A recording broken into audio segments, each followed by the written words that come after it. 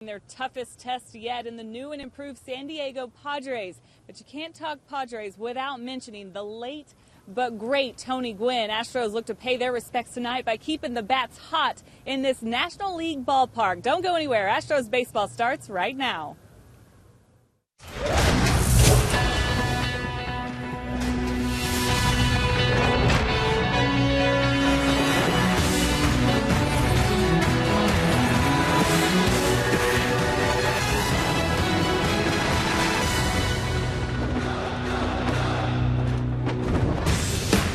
For the American League West leading Houston Astros, it's on to San Diego's beautiful Petco Park, where they take on the tough Padres in the first of three tonight. Colin McHugh has some serious winning streaks on the line as he's opposed by Padres ace James Shields. Hi, everybody. Alan Ashby and Jeff Blum with you. And speaking of streaks, Jeff Blum has been red hot. 5 of 6 here on the road trip. Club is even hotter than that. 7 of 8. So, yeah, I guess some credit can go your way. Yeah, I'm taking full credit. Are you kidding me? Next time we go to arbitration, I'm definitely taking these numbers that I've got right now with me. Well, we've got a little AT&T rewind to verify exactly how good this club was in Oakland with the 3-game sweep. Yeah, they're playing great. There's great pitching that you hit on with McHugh, who's going tonight. But what I want to focus on right now is that team offense. And when I mean team, I mean that everybody on this ball club is contributing. We saw it that first night in Oakland when Marwin Gonzalez stepped up, had himself a great big 2-run double to put the Astros ahead. Unfortunately, Oakland came back to tie it up. But later in that game, Robbie Grossman comes up with a 3-0 count, shoots that ball through the left side, driving in the winning runs on that first night. Saturday night starts out with a great start with Jose Altuve hitting a 2-run jack, putting the Astros ahead early, giving Scott Feldman a nice cushion to work with. And then it was George Springer, of course. He laid into that one. His bat's starting to come around. The youngsters getting hot. Good time to start doing it, and that's why the pitching is looking even better, because the runs are being scored. And then yesterday, as they go for the first ever sweep against the Oakland Athletics, a guy we should really talk a lot more about in Jake Marisnick. The defense is there, but the offense has been pretty potent for the young man, too, as he drove that one out of the ballpark to give the Astros a lead. And then things got interesting there in the ninth. Evan Gattis up there, lumberjacks one into center field, scoring the winning runs for the Houston Astros as Luke Gregerson came in to close that thing out. But you can see the pure joy in that dugout for everybody in that orange uniform. Coming up, the Astros are back in San Diego for the first time in 3 years. But a familiar face will be waiting for them on the mound tonight. We'll break down a fantastic pitching matchup when we return.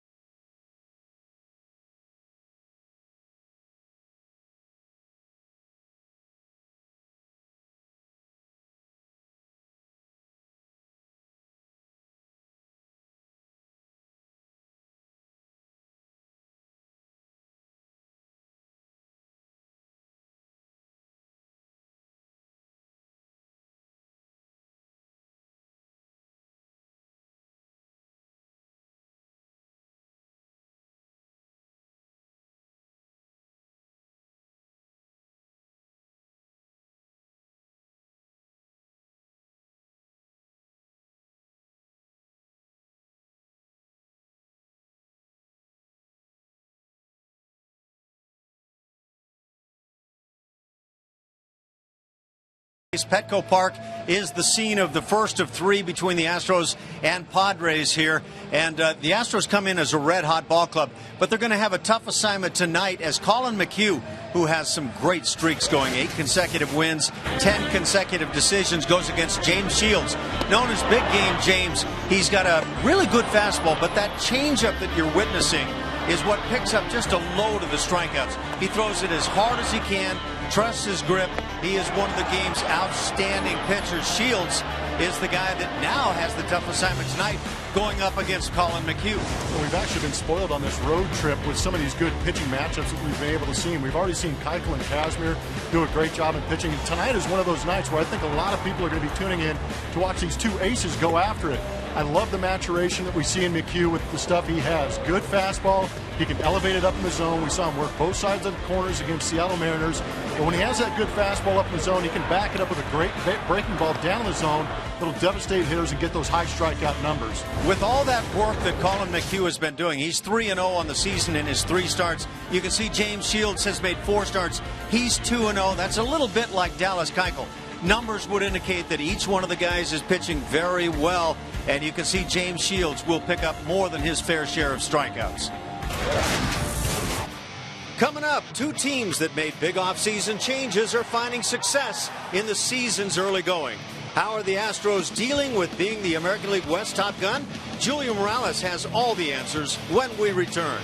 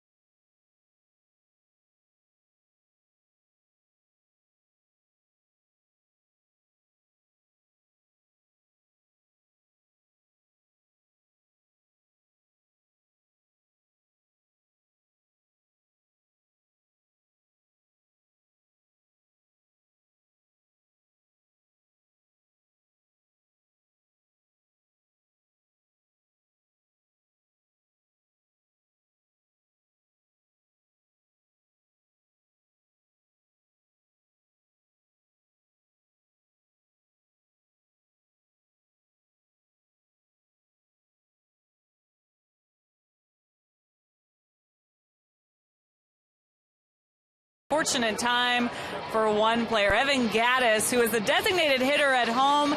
A.J. Hinch having a tough decision on what to do with him, and he is going to be on the bench tonight, a power threat off the bench available, of course. But he's coming off a really great game, and things are starting to turn around from him. Of course, that big hit in the 9th inning yesterday, you're looking at it now, a pitch that he got a hold of that was way up out of the strike zone.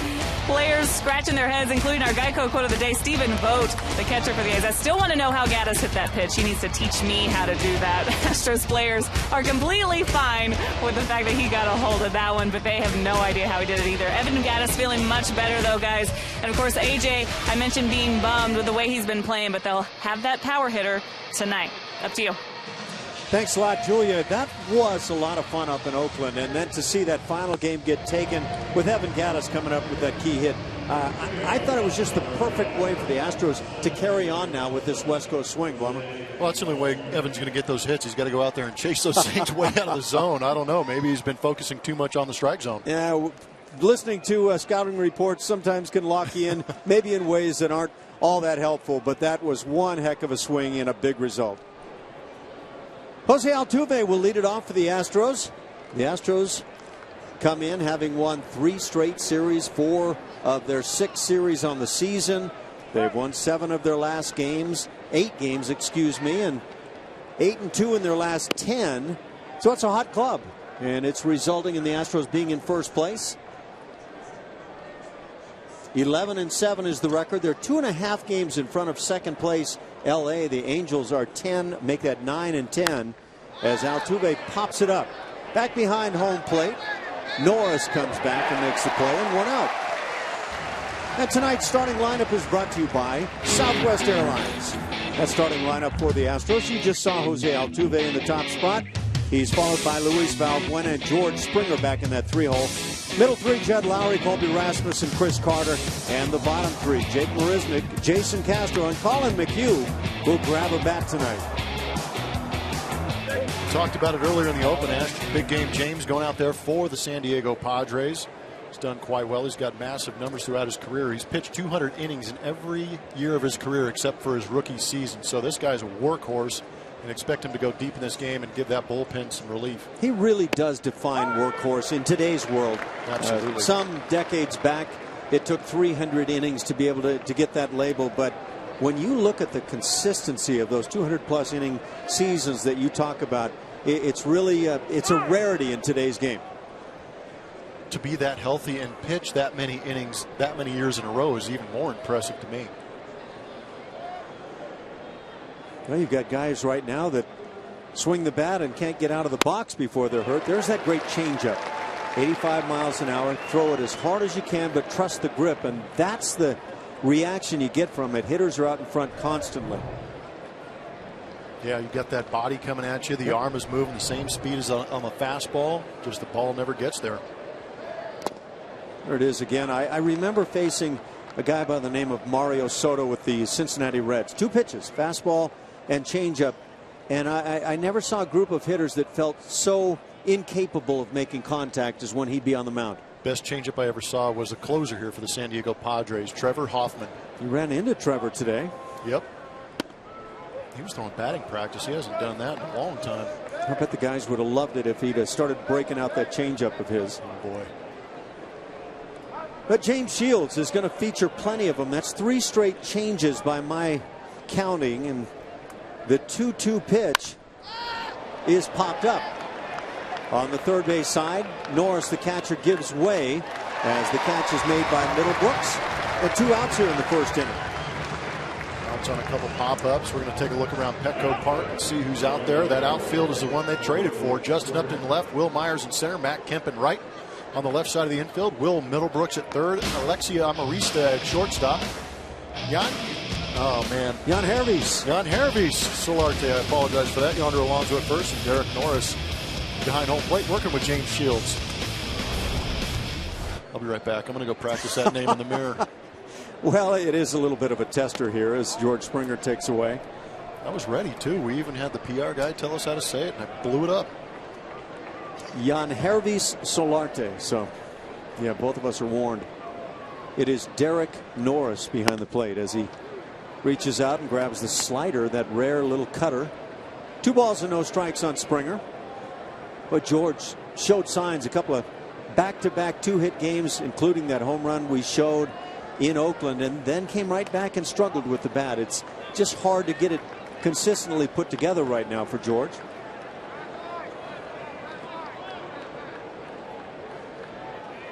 Shields will give up some home runs.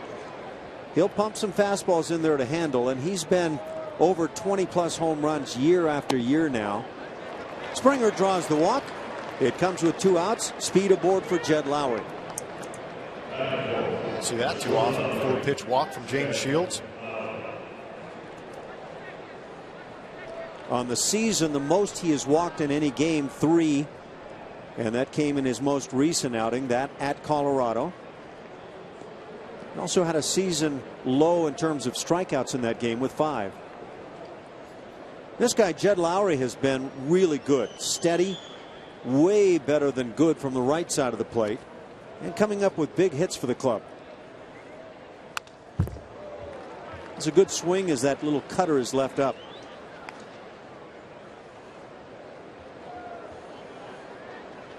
One thing you absolutely get with Jed Lowrie is just a steady look at shortstop defensively.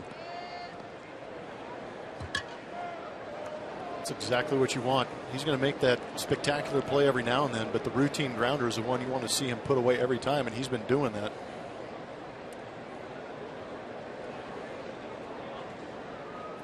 Shields with that deliberate, exaggerated stretch. I'd wear out my thighs trying to do that 100+ times over the course of an evening. I agree with you. Way too much work. How about, well, with George Springer on first base, and we know how well the Astros run the bases and how aggressive they are, but James Shields in 9 years has 31 pickoffs. I thought that number kind of jumped at me. Not too often you see a right-handed pitcher that has that good of move. Yeah, that's a big number. You wonder, is that because he has such a good move, or just timing of some of the pickoff moves? Just knowing when a team might be running. The Astros, as Blummer says, 20 stolen bases on the year. That's second best in the league. They've been caught 4 times now. And you can make it stay at 4. Boy, that was close on George. Yeah, if Alonso gets that tag down a little bit quicker, I think this inning's being turned over. It's one of the things, if you've got a left-handed first baseman, it can make all the difference in the world. You don't have to reach, you just slap it down. You see the quick feet of James Shields. Now, that tag was a little tardy in being placed. Shift on, 3 infielders on the right side. Springer goes, the pitcher ball, the throw down, not in time. So it's stolen base number 21 for the Astros this year. Springer has 5 of those. He's been caught 1 time. You know what I love is that these guys come in with the reputation of running, and they could care less. They're going. Got himself a good jump. It wasn't exactly a slide step, but it was a quick move to home from Shields. And really nothing Derek Norris could do about that. That's just pure athleticism. So Springer now in scoring position. And defensively, Oakland has been really good in terms of cutting down the stolen base. That's the 15th. 8 have been caught against the Padres this year.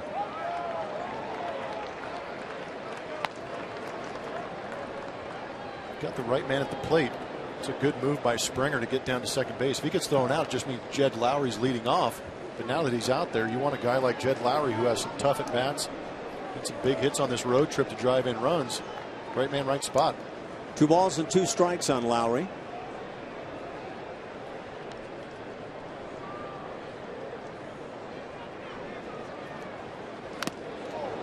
Pitch left up. Lowrie had a good swing as he fouls it back. It's interesting that Shields, with that exaggerated set position he gets into, he doesn't do it with the guy at second base. It's almost as if he's using it with the guy at first base to check that base runner and see where he's at. I wonder if that's a part of the reason he's good at picking guys off, mess with their timing and their lead. And I would wonder how many of those pickoffs have come at second base, maybe even third. Strike 3 called. He works the inside edge, catches Lowrie looking, and that'll do it in the first inning. No runs, a walk, a man left in scoring position. Just a half an inning of the books. We're scoreless.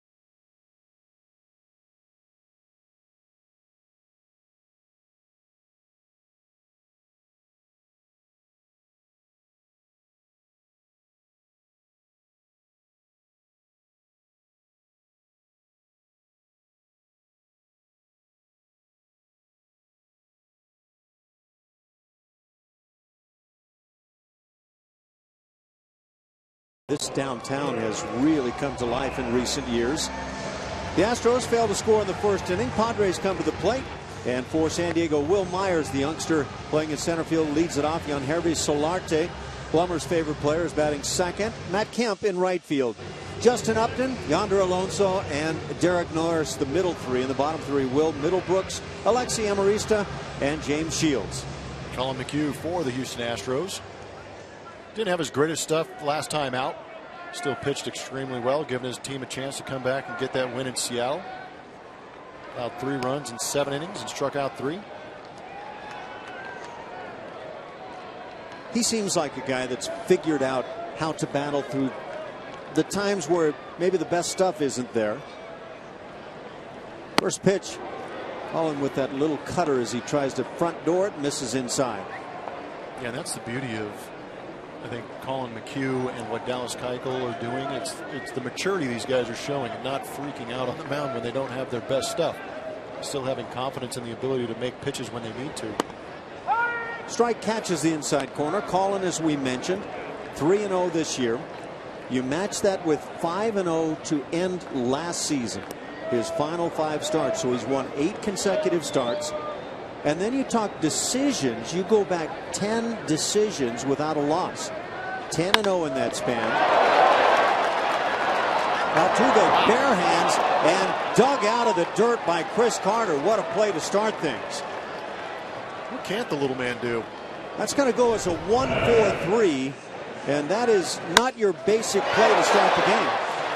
Off the back of the leg of Colin McHugh, who went with the skate save, and then it was a bare hand play by Altuve. That was the only chance they had to get a runner at first. Did a great job, and credit Chris Carter with a pick. First base. I'm surprised Chris didn't barehand it to make it exceptional all the way. I had a better chance. 1 out for Yangervis Solarte. He takes outside. 91 miles an hour on the fastball. So really remarkable stuff for Colin McHugh. That curveball has been so good. He tries to barehand, and that almost cost him the play. We're going to go 1-5-3 this time for the putout. Very close at first base, but I'm not sure why at all Colin was trying to barehand this ball. He was trying to make a highlight reel is what he was trying to do, but thankfully Valbuena sitting right behind him has the wherewithal to pick it up and make a strong throw to first. Didn't give up on the play. What's going on here? But I'm wondering if we're going to have a review of this play by the Padres. We are. The umpires are coming in. So we'll take a look and see what they see down at first base. Clearly it was close. I'm still in awe of the fact that we've had Colin McHugh get 2 assists in 2 plays. Maybe. Possibly. Yeah, there you go. My goodness. Jason Castro comes out and says, "What are you doing?" Well, he's probably telling him to use the glove next time. You're not Jose Altuve. You're a pitcher. That leather could be your friend. Take a look at it. Ball's in the glove, I believe. Ooh, that's a tough one to see. Yeah, it's tough to see the ball going in the glove with that. I believe I see white in Chris's glove. On the right side of your frame as they replay it here at Petco. If that's the best view that the umpires are going to have, I don't know, looking up on the big board in left field here at Petco Park. Good one. What'd you see? Well, I'm judging on the moans and groans of the crowd. They like that angle better, but the one before that I had him out.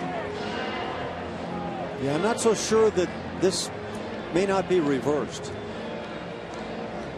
I don't know. You're the analyst here. Only in Tell us what it is. Label. He's out. They're going to stick with it. There's nothing for me that's going to overturn this play as they slow it way down. And again, it's one of those situations where they have to delineate when is it considered a catch.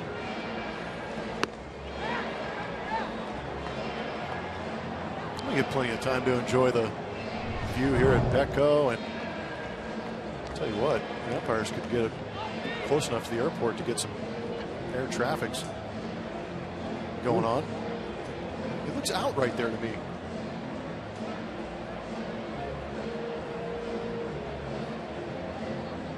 And he looks safe right there. Yep. I'm afraid safe's going to win it in my head.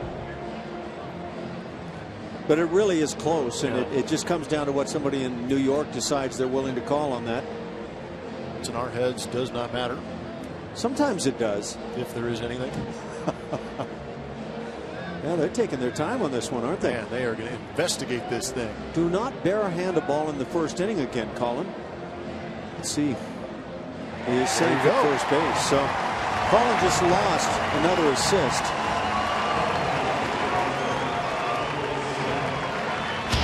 Well, even though Colin McHugh's been on every play so far, we're going to look who's in the outfield here at Petco. Colby Rasmus, Jake Marisnick, and George Springer around the outfield, covering a lot of ground. Luis Valbuena at third, Jed Lowry at short, Jose Altuve at second base, Chris Carter getting to start at first base, Jason Castro behind home plate, working with Colin McHugh. So 1 out. Solarte gets an infield single. He's held on by Carter as Matt Kemp stands in, and Matt Kemp, of course, from the Dodgers, and well, he's gotten off to a very impressive start here with San Diego, hitting .350 on the year. It's that stroke he's utilized quite well, where he can hit the ball to right field with a lot of authority. He's got a crazy pop. Yeah, with everything you've heard Justin Upton doing with the power numbers, this guy's kind of floated under the radar, and I looked at his numbers last night. .350 batting average. 14 RBIs.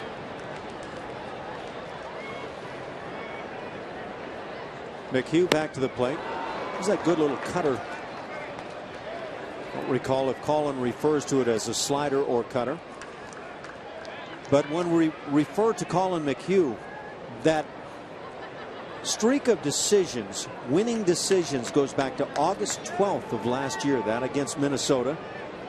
A 10-4 win, and that has begun the string that is kind of the composite of Colin McHugh right now. He's tough to run on with that little slide step. The appeal yields nothing for the Astros. It's 1-2 on Kemp. And another one of the Padres acquisitions, Justin Upton, waits on deck. A couple of guys in the outfield that have made all the difference offensively in the world for this club. Justin Upton has got the type of power that doesn't matter where you put him. And I mean that because he's here in Petco Park, which is supposed to be a graveyard, but he can make it look small in a hurry. Throw over to first base. As we sit up here in the booth, to me it looks like another ballpark. It's 396, just right of center. And they've shortened some of the numbers. Yeah, they sure have, and I'm sure we'll look at that later. But you remember playing at Jack Murphy, just like I remember playing there. Great place to hit. Loved hitting there. And it was a little bit further inland, but since they've put this ballpark this close to the water, I believe some of these night games create some of that humidity, and the ball gets real heavy here at Petco at night. Day games are obviously a little bit more different, but it plays humongous. Well, it sounds like the Dodger Stadium, maybe Oakland Coliseum effect. Exactly, yeah. Even Anaheim. We saw some games in Anaheim at nighttime where the ball simply didn't carry at all. Especially for right-handed hitters out there. Yep. Half swing did he go through this time. Home plate umpire has it. That's Paul Scribner tonight. Jim Reynolds is at first. Clint Fagan at second, and Manny Gonzalez is the third base umpire. So Scribner takes it. Good job by Colin McHugh. We know he can get those strikeouts when he needs them, and that's that hammer we're talking about. Great 12-6er, even better location, but when you get a guy hitting 350 with the strength of Matt Kemp check swinging like that, it's a pretty good pitch. Anyway, what I was about to say about the dimensions, because it is a little bit deceiving when you look at just the numbers. Standing down on the field during batting practice, it looked like a huge ballpark. Pitch is fouled back by Upton, who has been tearing it up. There's Minute Maid on the right. That's a pretty good indication right there of what's going on. My goodness. Yeah, it's large to quite large. Now, of course, Minute Maid Park, as a hitter, you want to keep away from straightaway center field. But this ballpark, there's something about it. It has been absolutely a pitcher's yard. No, it is. having played here, spent 3 years here playing here, and it is gigantic. I mean, granted, I didn't have the pop of a Justin Upton or anybody like that, but I had enough to sneak it out of some ballparks. But before they moved those fences in right center field and down the right straightaway right field, it was 410 in a gap. It was amazing how far it was, but down the lines it was reasonable. 336 down left, and then 322 where Petco Porch is. But you got to cream it to get it out of here. Ground ball hit to Lowry at shortstop. He'll get the force at second. That'll do it for the Padres in the first inning. They get a hit and leave a man. We've played one scoreless inning.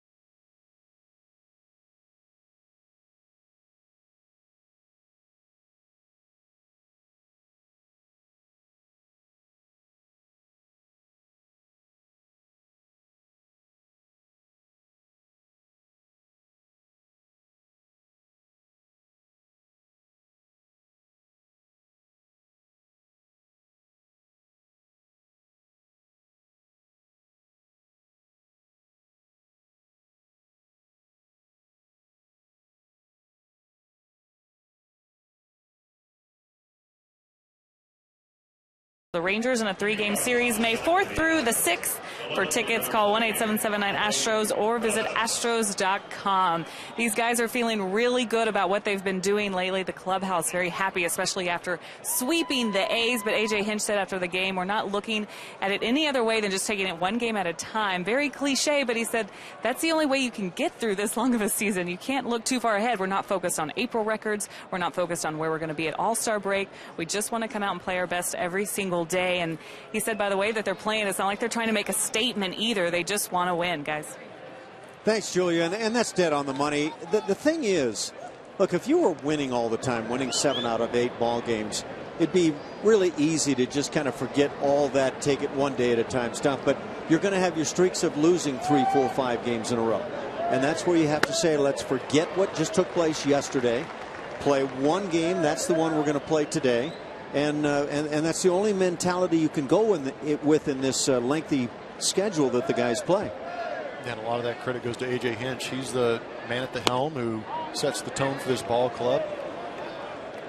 He seems pretty even-keeled. Yeah, he understands the success they're having, but you don't want to have a baseball season where you have so many peaks and so many valleys. He wants to try and keep that keel nice and even. Previous pitch on Colby was the changeup. Looked like it might have been at the knees. Apparently it was just under the knees. It was a shot of this yard. So you played 3 full seasons here, or parts of. Pitches popped to the seats on the left side. Yeah, well, I started the season here in 2005. Everybody else knows where I went at the end of 2005. We'll leave that alone. But 2005, they were the National League Western Division champions. 2006, Western Division champions. And in 2007, we went to that 163rd game that was played up in Colorado, where Matt Holliday's still trying to touch home plate. Rasmus down on strike. Second strikeout now for James Shields. And again, a guy that can certainly pick him up. We mentioned the Astros in first place in the American League West. That's what it looks like right now. Good numbers. 2.5 game lead for the Houston Astros. Be interesting to see how the Angels adapt.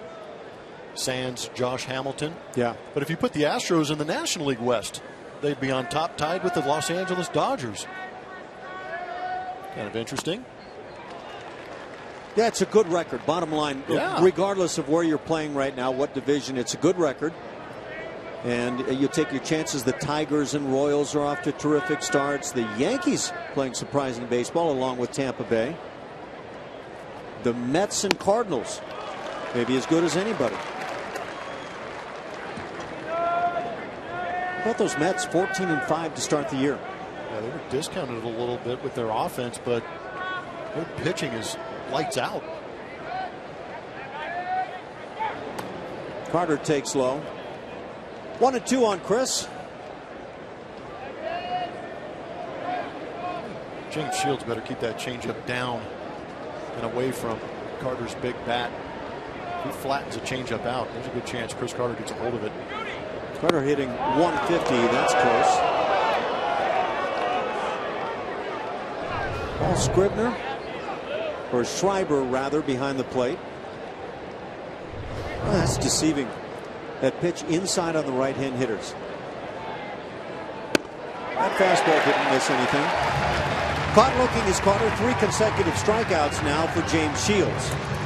Yeah, if you're a fantasy baseball owner and you look at the numbers and knowing that the Astros offense is a high strikeout team, and then you put a high strikeout guy like James Shields up there who can pitch with 3 real good pitches, you're going to expect to see a lot of Ks. But on the other end, Astros can leave the yard in a hurry. Yeah, and they've done their fair share of that already as Jake Marisnick stands in. And this is nice to see Jake move up to the 7th spot. He's been batting 9th all year long. But as Jeff Blum was talking about in the open, he has put up some of the best numbers. He may be the best offensive player on the club right now. Definitely make an argument for that. The Astros have hit 22 home runs as a club. That's 6th in the league.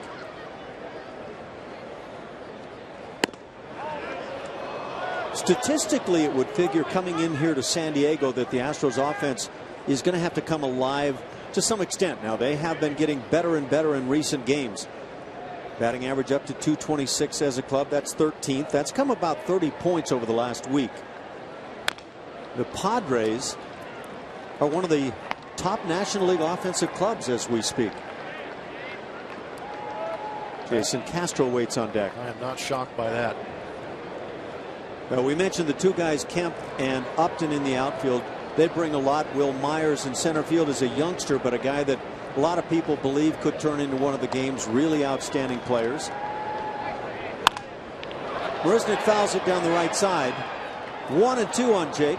93 on the fastball, so you go 92-93 with a heater.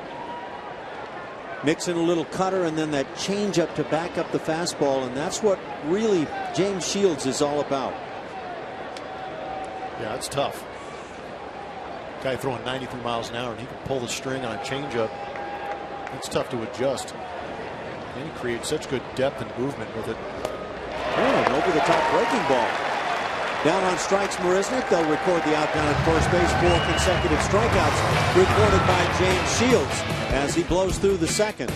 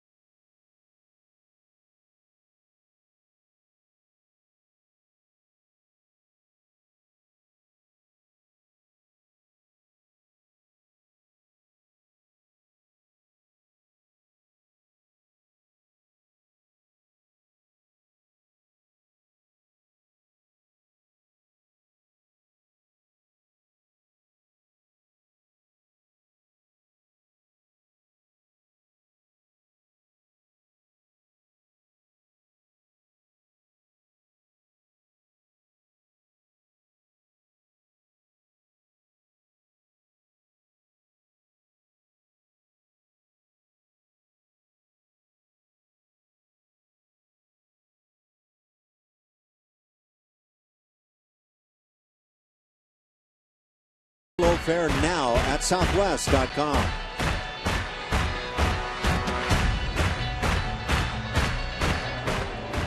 I don't care if you're on the beach or downtown or in the ballpark here in San Diego. It's not a bad place to be. They've done a lot of good things downtown here. We could really see it last night coming into town on the bus. It was alive. How about that flight? How about landing at San Diego Airport? Well, you can watch them from our vantage point here out over left and left center field, watching the planes weave in through the downtown building. It's pretty amazing. That's what it feels like. It feels like you're just bouncing off rooftops as you come in for the landing. I don't know how they pull it off, but I'm glad they're good at it. Yonder Alonso is at the plate. Chops one foul. Yeah, we said coming in, Colin McHugh and James Shields, on paper a great pitching matchup, and so far both guys pitching well. Colin has struck out 1. Shields has punched out 4. Shields putting together Lowry, Rasmus, Carter, and Marisnik on strikeouts. Good over the top curveball, and that gets Alonso. The out is recorded. Second strikeout for McHugh. Didn't see this curveball that often in Seattle. He didn't need to go to it because they were having such a tough time squaring up his fastball. But here early on, a couple of strikeouts on that breaking ball. The previous outing for Colin McHugh at home in Houston against the Oakland A's, 11 strikeouts. And that curveball was a dominant pitch. Just 5 2/3 innings to record the 11 strikeouts. It's a good one. Yeah, he does have a good one. He cuts the ball on both sides of the plate. He doesn't throw quite as hard as a James Shields, for example. Derek Norris, another one of those acquisitions by the Padres over the offseason, and I think a very good one for San Diego. Just the little cutter found, looked like a portion of the plate.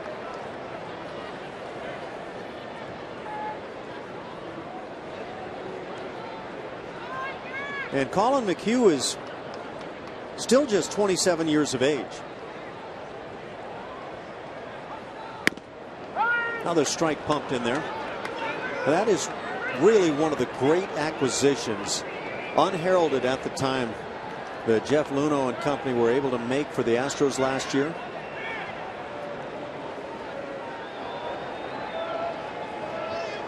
I wonder if anybody had the notion that Colin McHugh could turn into this pitcher. Jeff Luhnow would have to that answer. Well, or have for an answer. Yeah, it might be that they really felt they had a gem when they were able to pick him up. Swinging on the breaking ball in the dirt, and now the ball kicked away. Castro gets the out down at first base. And now the third strikeout picked up by Colin McHugh. And McHugh started his big league tenure with the New York Mets back in 2012. A little dab with the Colorado Rockies, and then on to Houston. And it's been magic since.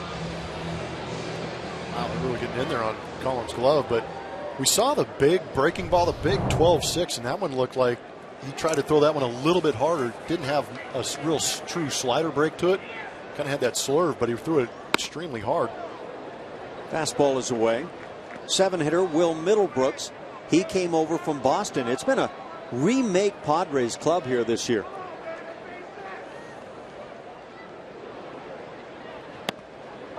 Tell you what, you give a GM an idea of what you want and then take the purse strings away and let them go free reign.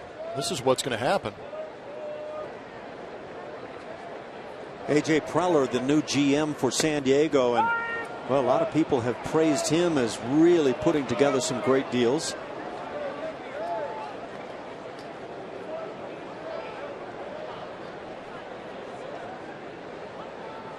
Mark Loretta, former Astro, part of the front office now, and you've been chumming up with him.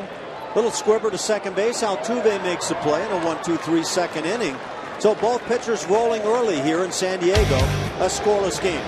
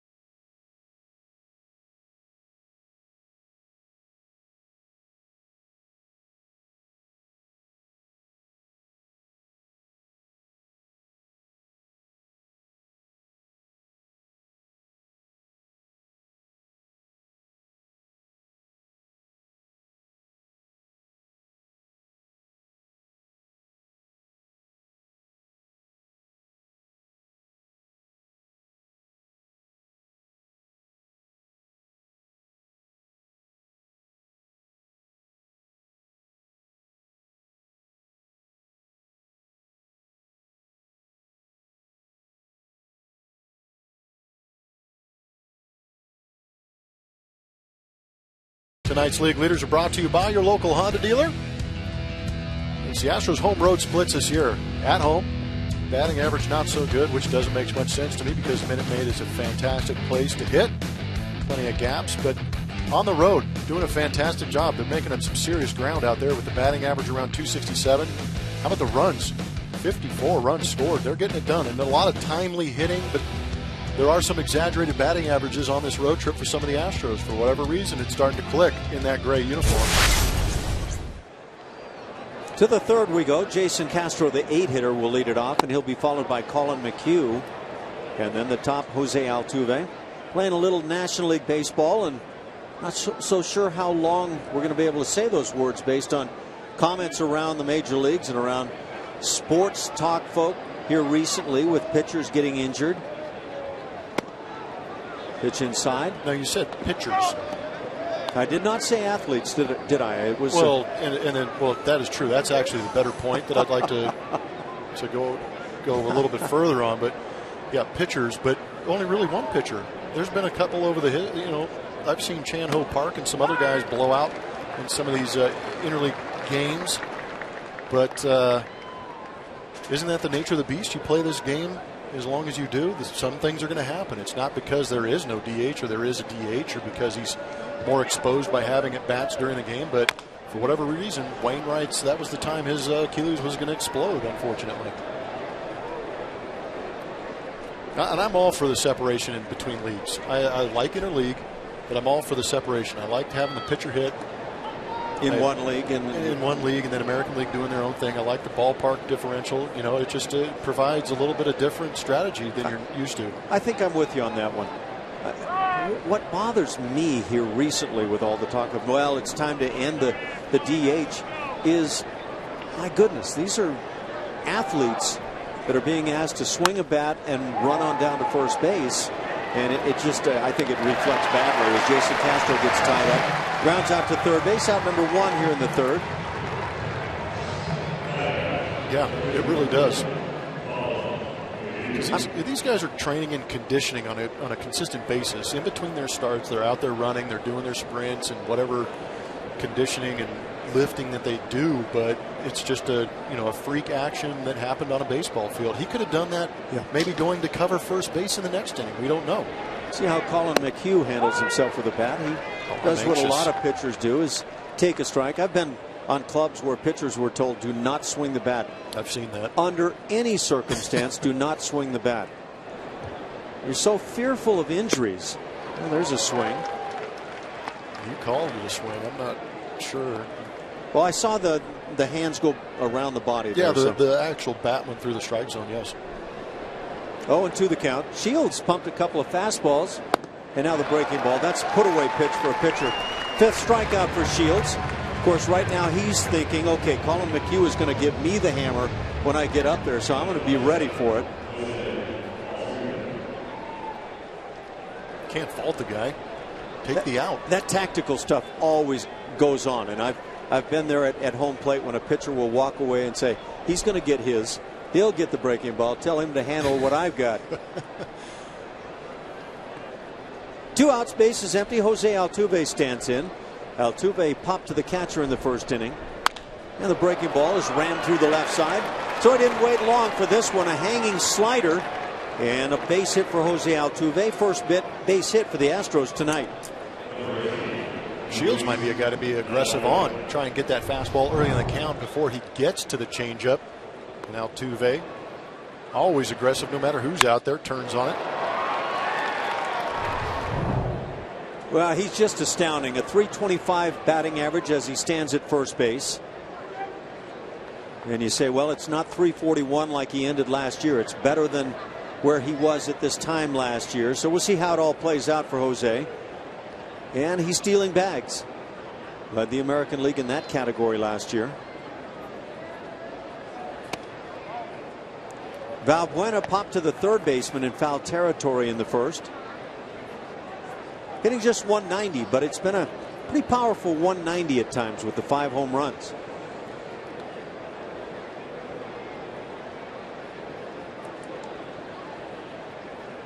11-7 are the Astros through 18 games, off to their best start since 2006. It's going to be a pretty good cat and mouse game right here with Altuve at first base and James Shields with that good move. That 2006 club went 13-5 to open the year. It's the 7-2 on the road right now that feels really good. Changeup floats away.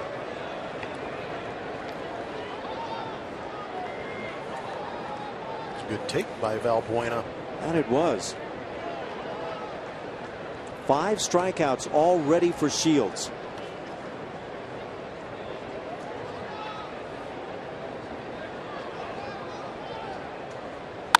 Pitch is hammered high and deep right center field. Not deep enough. Kemp moving over. He'll make the catch. And that'll do it in the 3rd inning. They get a hit as Altuve hit one into left field. And they leave him. Still scoreless.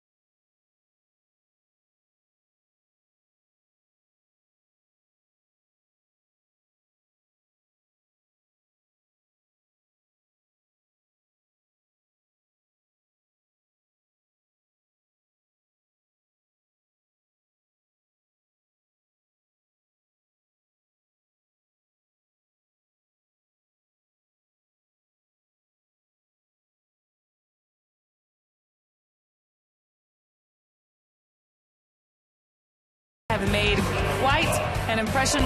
Starting last year, these guys were becoming a powerhouse, really, and we've seen McHugh do great things with his 10-game winning streak today. But the Astros' big 3, as we will call them, through 10 starts last year, if you combine their ERAs between Keuchel, Feldman, and McHugh, it was 2.57. Well, this season, it's even better. Check this out. It's 2.5 there at the bottom in 2015 with 2 more innings pitched. Impressive stuff. And Colin McHugh's on the mound really impressed the pitching coach Brent Strom guys. Last start, I think you were talking about it earlier, when he battled through those 7 innings. That's when the bullpen really needed it. And if you remember his quote, which was one of my favorites, he said he brought a knife to the gunfight. That last start just didn't have a stop. But man, has he been impressive this year. Oh, has he ever.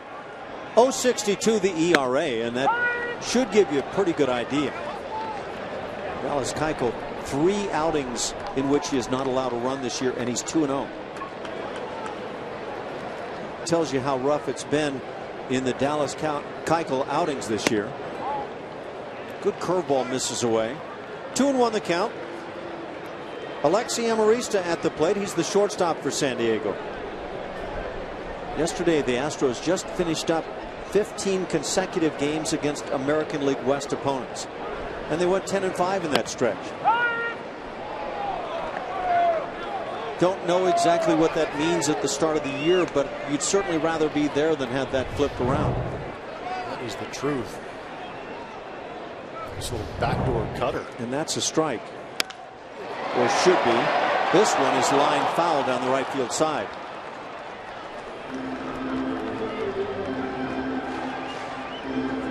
Paul Schreiber maybe a little tight on that outside corner to the lefty. There's Dallas Keuchel, nervous as can be. Beard is not nervous. Dallas works in Wednesday's day game before the Astros come back home. He'll be opposed by Andrew Kashner. Padres have got some pretty good arms on their staff. Tomorrow it's Roberto Hernandez and Tyson Ross. That's the big arm, isn't it? Yeah, literally. Kid's about 6'7", 6'8". And they've got 2 Golden Bears in their rotation, too. Brandon Morrow, who pitched well, beating the Dodgers yesterday. The backdoor cutter got him looking. So Amarista is down on strikes. Out number 1 here in the 3rd inning as it brings up James Shields. Let's take a peek. Well, Shriver's establishing that outside corner, and Colin McHugh is just going to keep picking at it. It had movement back, but as we saw, the pitch track said that it didn't get enough of the plate to be called out, but that's not our opinion to be made. A little give and take because an earlier pitch in the sequence caught the plate or the corner. James Shields stands in, hits one in the air, center field, hits it pretty well, but not here at night. Just not going to happen. Marisnick under and makes the play. 2 outs in the 3rd.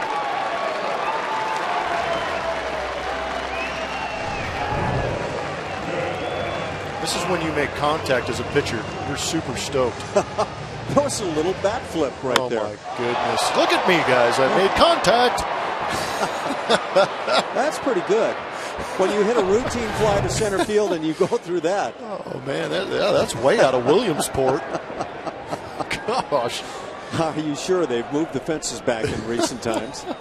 Will Myers is the leadoff man. He takes the ball.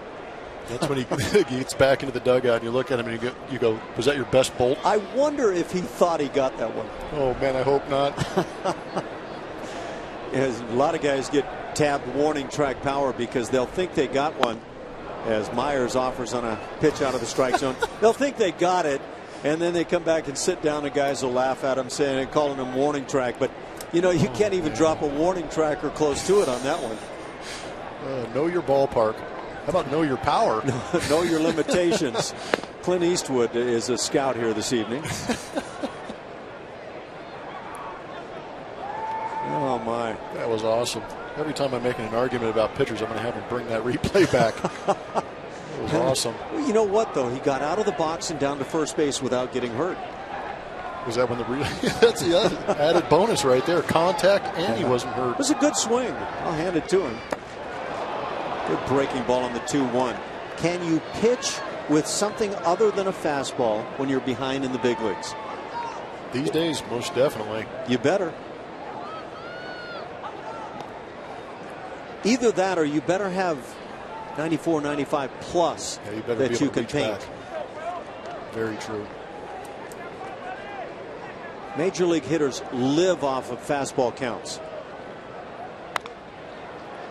Right off the end of the bat, it stays at 2-2.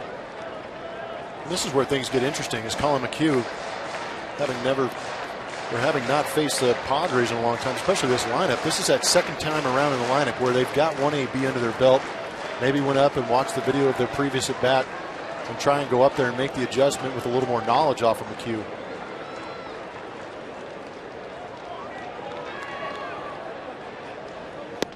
And the breaking ball got him. We've seen varieties of breaking balls tonight. 5 strikeouts for Colin McHugh through 3 innings. And let's take a look at the home run swing of James Shields.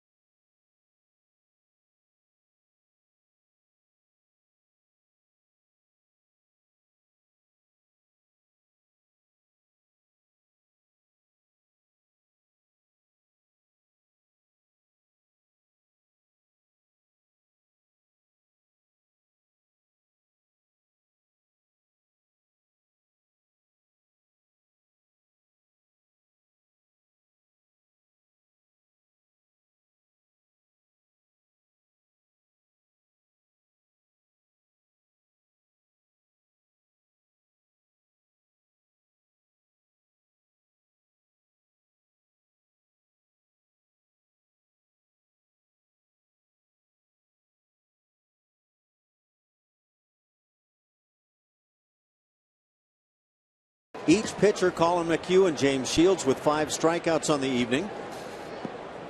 The only hit for the Astros, who else? Jose Altuve, a 3rd inning single, as George Springer takes the big hack. Yangervis Solarte, the 2-hitter for San Diego, got a base hit back in the 1st inning. Originally was called out at first base, but a review got him an infield single. So that's been it. George Springer has drawn a walk and stolen a base, and now has a 1-1 count. Blum, are you surprised at all? We talked about the Yankees 11-8 out of the blocks. I am a little bit.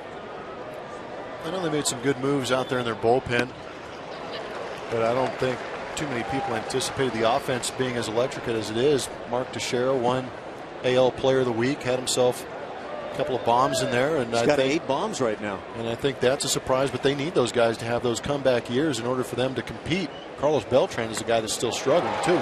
George Springer struggles right here. Strikeout number 6 as he goes down on strikes. It brings up the cleanup man, Jed Lowry. Well, on that topic, A-Rod goes after home run number 660 every time he goes to the plate now, and that would match him with Willie Mays' 4th best all time. He's going to make more in that one swing than Willie Mays made in his entire lifetime. Yankees aren't going to help him do that, though. Well, if they're adhering to the contract they agreed to. Well, yeah, that's intriguing. They have not been touting that as, what are they calling it, a performance bonus? Yeah, milestone. Milestone, bonus? Yeah, the milestone. It is not a milestone. Hey. There's a drive right field off the bat of Jed Lowry. Down in that right field corner, and this gets out of here.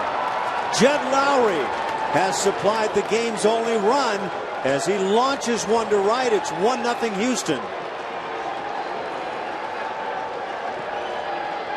When you walked in and feeling good, you can face a guy like James Shields, and that one mistake he makes, you're able to get a hold of it. And Jed Lowry impresses me as a guy that may have gone up there looking for the changeup, knowing that James Shields has a good one when you're facing him left-handed. But you can see this one, if you're sitting on it and he hangs it like that and you're able to get extended, you can put some thump behind it and drive it. That area he knocked it to was called Petco Porch. So good placement on Jed's part also. 4 home runs for Lowry. The first he's hit from the left side of the plate. And a 1-0 Houston lead. Colby Rasmus comes to the plate. Jed Lowry's been making a real nice difference on this club. He's hitting .288. We've talked about it, and Jeff has highlighted it numerous times. He has just been destroying the baseball while batting from the right side of the plate. Ground ball to first is foul. 0-2 the count. Colby Rasmus hitting .255.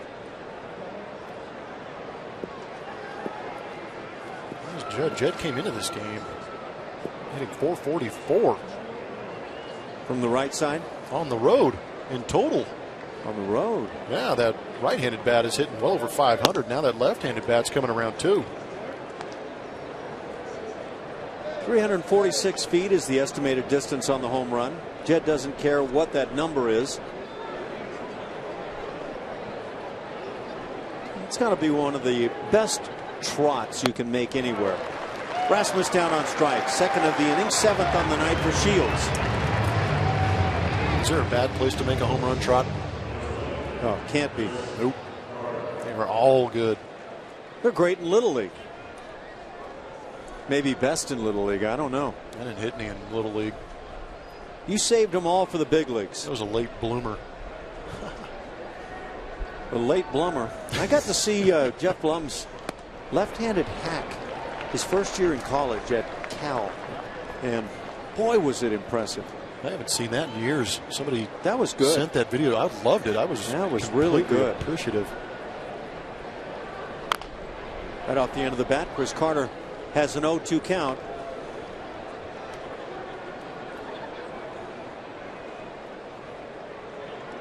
I love that we're getting these matchups between pitchers. We saw Keuchel and Kazmir that first game in Oakland. On paper, it sounds good. Then you get in the game, sometimes you're disappointed, but those guys stepped up, and so far here in this game, both these guys are dealing. And fantastic Because I'm sure Shields is not happy at the moment as he's yielded that home run to Lowry. But you said he can fall victim to the long ball. Yep. And that's been a tendency statistically. Again, over 20 every one of those years that you mentioned that he's gone over 200 innings. It's not a bad figure, though. You give up a home run every 9 or 10 innings and you've done well. Ooh. And I'd like to see that one. Borderline right there. Seeing Schreiber's strike zone get wide on left-handed hitters. See where it is on right-handers. Carter was caught looking his first at bat and should have been twice on the evening. I'm not sure why Schreiber is so tight on some pitches that are punching through the strike zone. Pretty fierce competitor Shields is. Yes, he is. I think that's how he's earned that name, Big Game James. I don't think that's all manufactured by the media.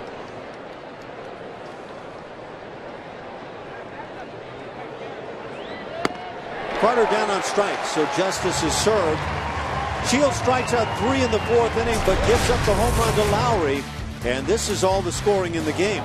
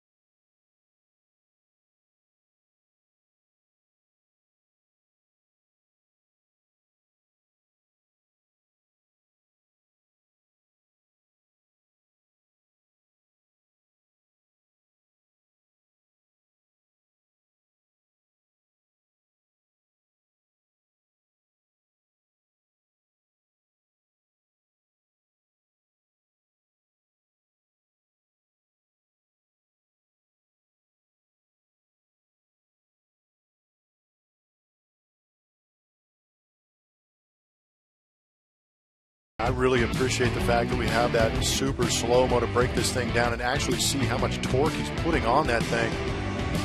That's that nice firm one. This is that backdoor cutter, and that's a little, you can see that as a hitter as a red dot, but more often than not, you don't anticipate it cutting back like it has. But like you said, the revolutions on that curveball right now are pretty impressive to create that snap. And they're breaking right in front of that hitting zone. So you get a glimpse as to what a curveball looks like versus a cutter or a slider. That one that Jeff was talking about with the little dot, the spiral from the backside, is that version of cutter and slider, and then the curveball right over the top. Really good rotation. And it's been paying off for Colin McHugh. 10 consecutive decisions with a win. 8 consecutive starts with a win. Solarte owns the only base hit by the Padres. Infield single. Colin McHugh, for some reason, tried to barehand a Tapper on the third base side back in the first inning. The count is at 2-1. There can come moments for Colin McHugh, even during all this great spell, where he can lose the command for an inning or so. Curveball is deemed high. Didn't look too bad. I wonder if that might not have punched through the zone a bit. First 3-ball count for Colin on the night.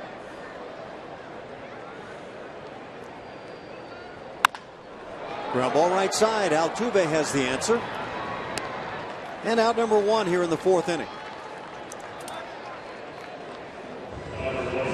See some of the acquisitions that San Diego made over the offseason. A.J. Preller given free rein to go out there and acquire some offensive support. We know that they have the pitching here. Bullpen's been good, but Will Myers, he's a 2013 American League Rookie of the Year in Tampa Bay. He's been traded a couple times, and he might have a little bit of a chip on his shoulder, but Justin Upton, this place can't hold him. And if Matt Kemp gets back to form here in the National League West, that could be a triple threat down the stretch that'll put them in the playoffs. Strike delivered. Three-hitter Matt Kemp at the plate. He was the big man on campus for a long time with the Dodgers.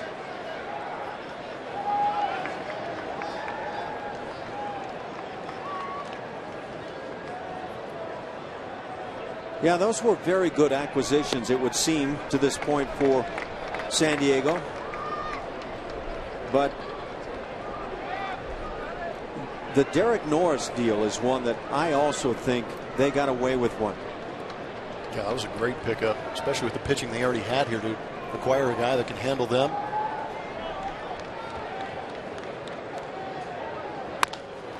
Ground ball left side. It's going to be impossible for Lowry to get Will Myers, although Jed Lowry made that a lot closer than I thought initially. Matt Kemp, excuse me. So Kemp has the second infield hit of the night for San Diego.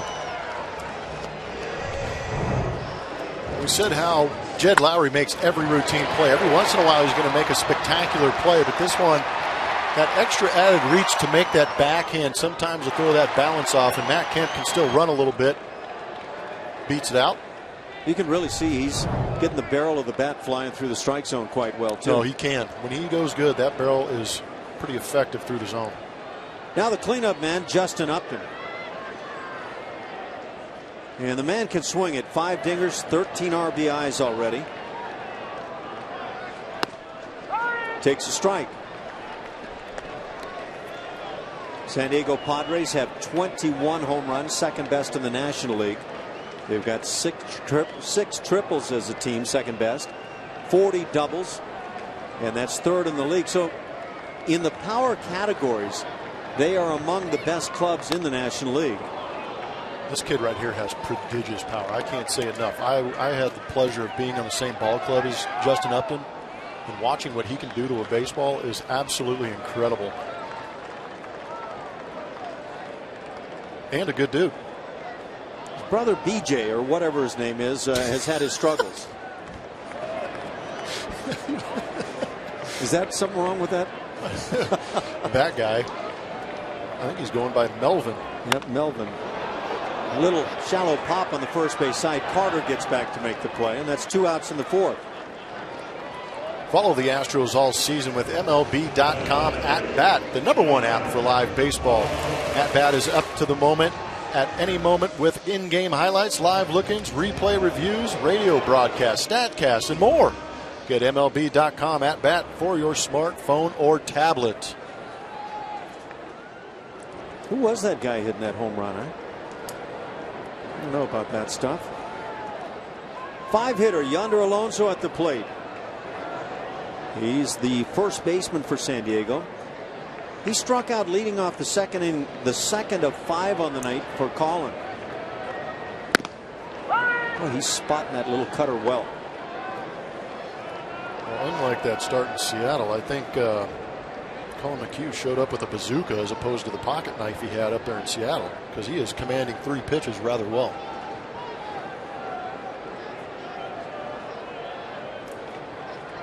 I haven't seen him pitch badly. Not this year. Altuve with the play, and that'll do it. A couple of ground ball outs in the inning. There was the base hit by Kemp, but they strand him. 1-0 Houston.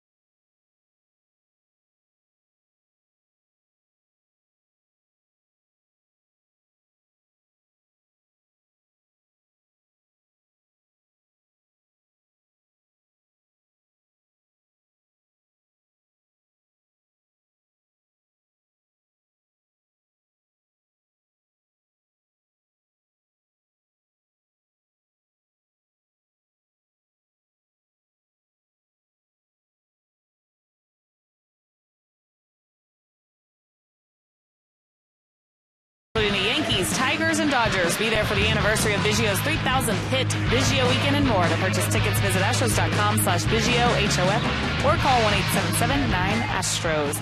Guys, you were talking about it earlier, the big offseason moves made by the San Diego Padres. And A.J. Hinch, of course, with that front office for the last 4 years, but even being a part of the trades they made in July, and said today that it wasn't frustrating or anything watching those. It was a completely different approach that they had when he was here than the one that they had this offseason, of course, trading the younger guys up in the payroll. And he actually liked what they were doing, and he said that they're putting their team forward. He just wants them to struggle for the next couple of days, that's all.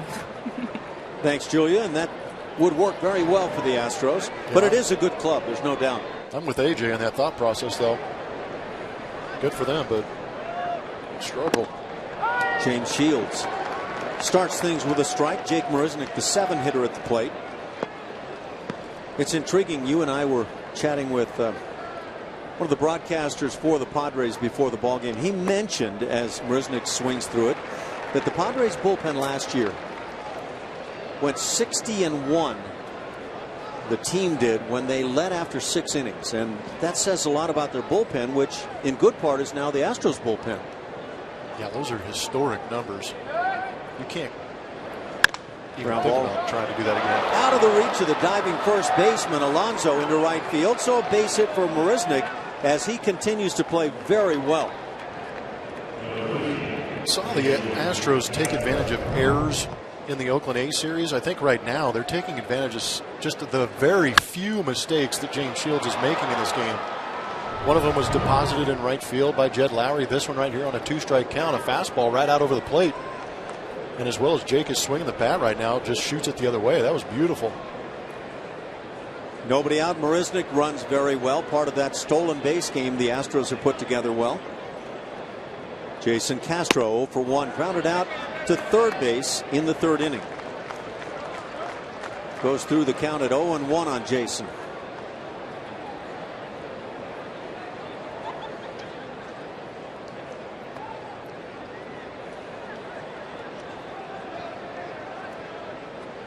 As the season got started, it looked like Castro was really on the money with his swing, but he's had his struggles in recent times. Hits one pretty well to left field, right to the edge of the warning track. The catch is made by Upton, out number 1 in the 5th.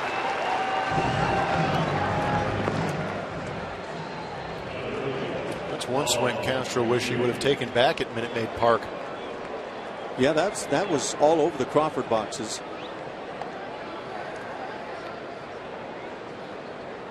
Good shot of the Western Metal Supply Company building. They actually trucked that thing over here to make it a part of Petco Park.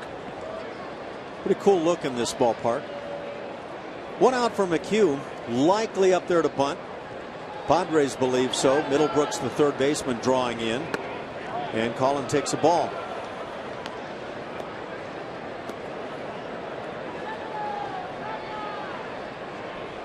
McHugh struck out in the 3rd inning. That was his 13th official major league at bat. He does have 1 hit, so he's got a batting average. Is he trying to bunt or trying to pull the bat back? You tell me.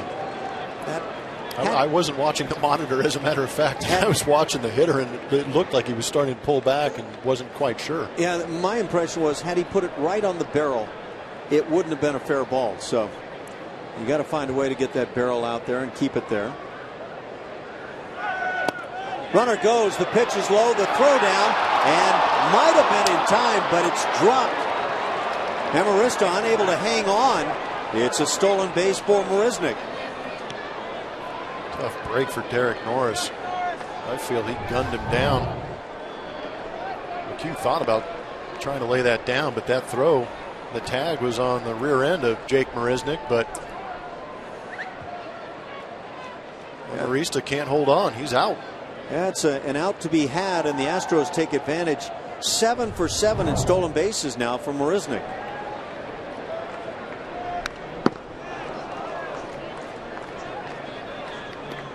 Oh my, they have taken, that's going a little too far for me. That was some exaggerated scorekeeping. The official scorekeeper has now called that a caught stealing and an E6. I have a feeling there will be some complaints about that. but that's how we'll have to score it at the moment. That fastball is close as Colin gets away with it. It's 3-2. Not very often a pitcher with a bat in his hands is going to get that call. Especially when it was in the strike zone. Ooh. Again, justice served. Down on strikes, Colin McHugh. 9 strikeouts now for Shields as he trails 1-0. And with Marisnick at second base, it brings up Altuve.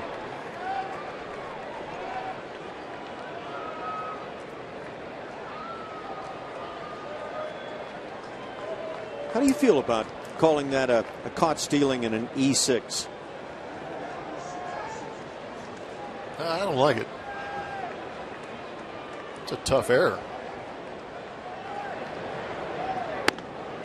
Jose takes a strike. Altuve 1 for 2 on the night, hitting .325. Jake Marisnick leads the club at .370.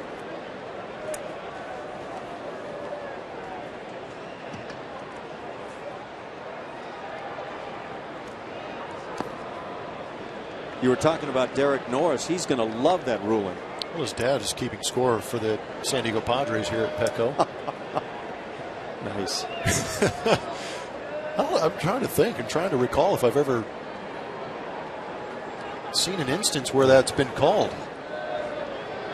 The declaration was made that the second base umpire, that's Clint Fagan, was cupping his hand.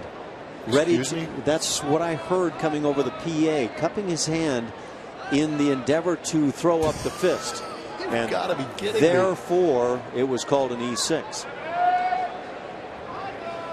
What are you trying to sell me right here? I'm asking you to run over and get a declaration that we can run with here in the ball game. I want to see the official printout of that.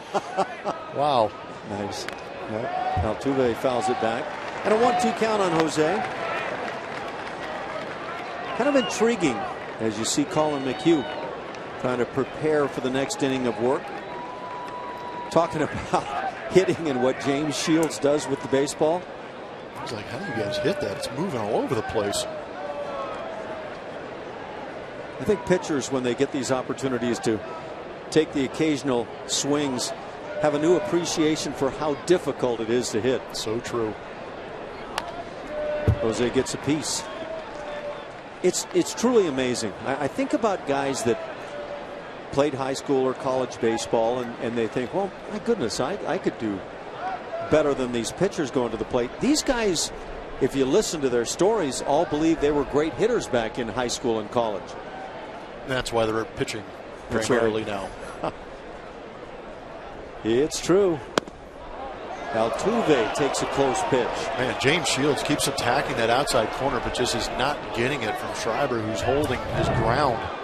Now, one certainly should have been called on McHugh, and that one could have been called on Altuve. And I would think Schreiber would be really surprised and embarrassed to see the pitches that are finding the strike zone not called. I personally would rather have an umpire call a pitch or two out of the strike zone a strike rather than missing pitches that are in the strike zone.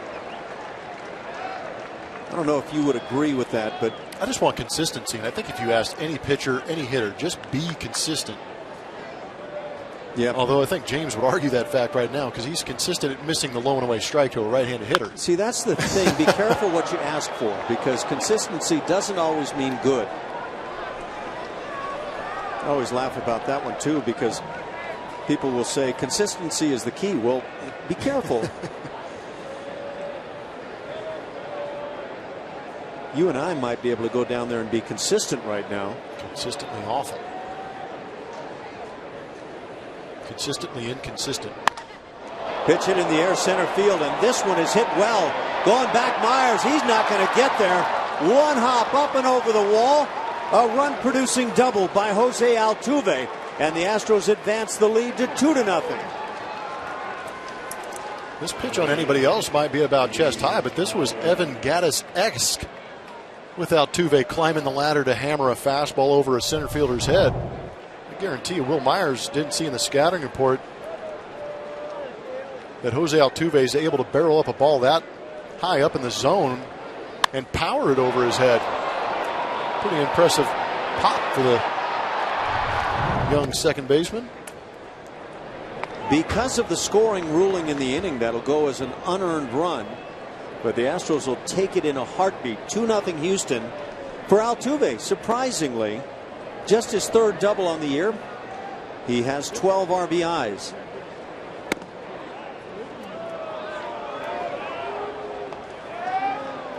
And I wonder about the San Diego Padres as they see Altuve and see the power that the little guy has. Well, there's another strike not called. And yeah, it's just it's hard for me as a former catcher to watch that sort of thing. You should not be looking as an umpire, in my opinion, to say, nope, that wasn't good enough. If it punches the strike zone, it's a strike. Uh-oh. He's on the prowl. Goodness. Watch out. You have no idea how many triples I turned into doubles on that list.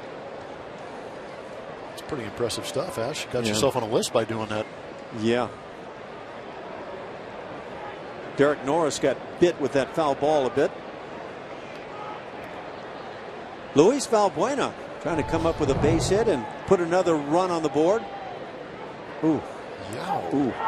You know what? Catching is fun. I actually was thinking about that the other day. I broke my big toe 3 times. And that's all? I haven't seen. Yeah, that's all. Gosh. I haven't seen a catcher get hit on the toe in years like that. Can't say that anymore. No, Derek Norris is the man that got it.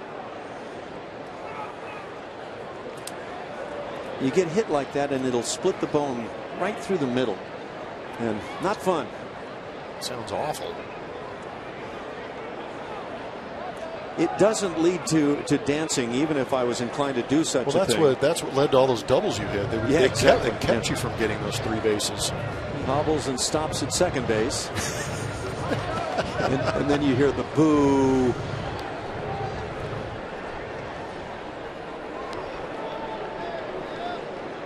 Valbuena is 0 for 2 on the night.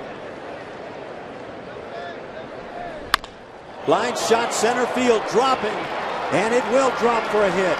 Scoring Altuve, 3-0 Houston on the RBI single by Valbuena.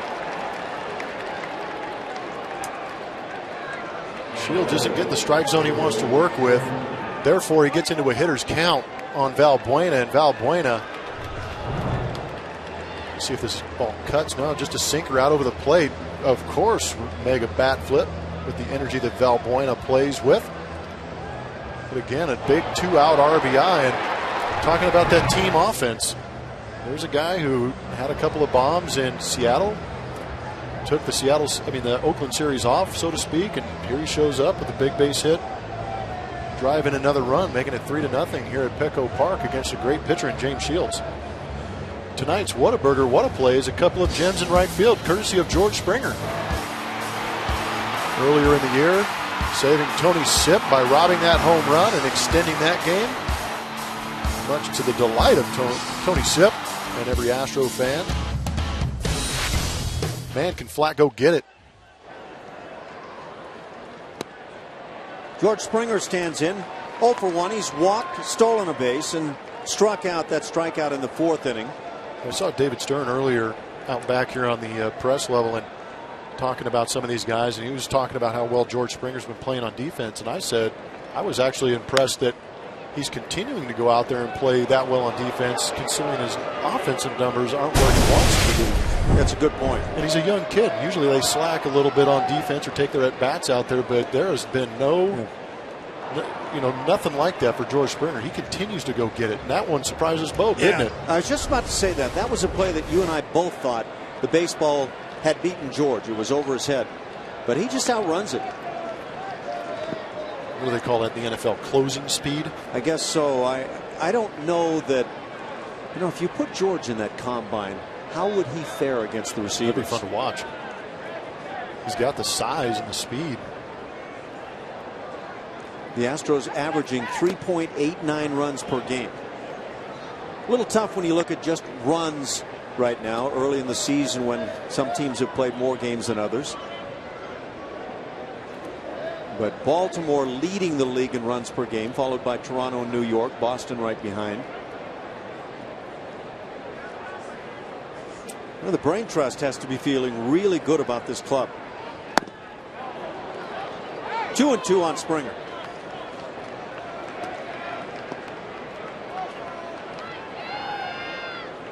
And you can see Dallas Keuchel on the far right of that picture. How much is he looking at hitters on a night like this, 2 nights before he pitches, to size up exactly how he wants to go at them? Or is he like so many guys that I played with that said, I'm going to pitch my game regardless of who goes to the plate?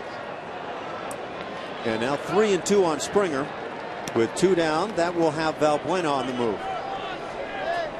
I have a sense that Dallas thoroughly believes in what he does right now. Well, in this day and age, too, guys, they do watch these games. They do see how pitchers are pitching these guys and what hitters are doing. And granted that Dallas Keuchel is watching Colin McHugh, a right-hander, go after this lineup. It may be a little bit different when Dallas Keuchel is out there, but with the advanced technology they have with video and scouting, he could take a nap right now and wake up tomorrow and read enough scouting report to get a good idea.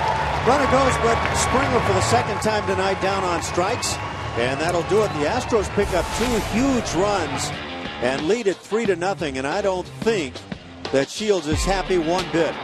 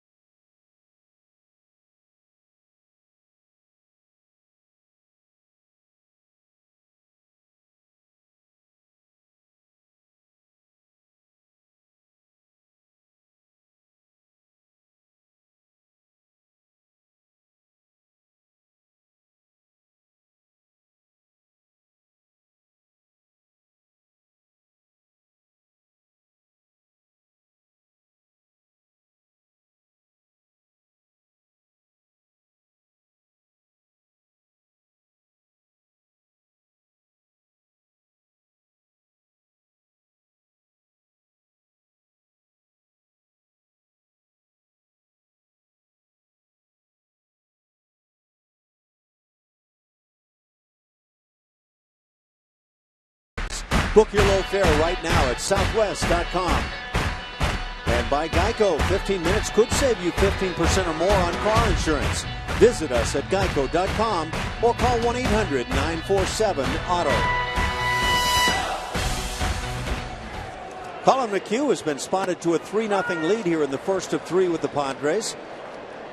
Derek Norris at the plate. He's the 6th hitter, strikeout victim in the 2nd inning. McHugh has struck out 5. James Shields, who's trailing 3-0, has struck out 10.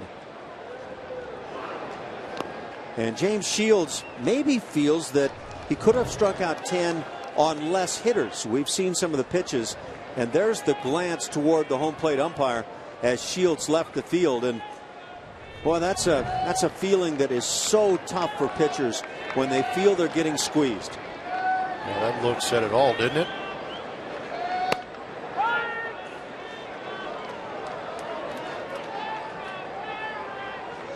One and 2 the count on Norris. How's that toe feeling right about now? You have to wonder. It's a tough guy.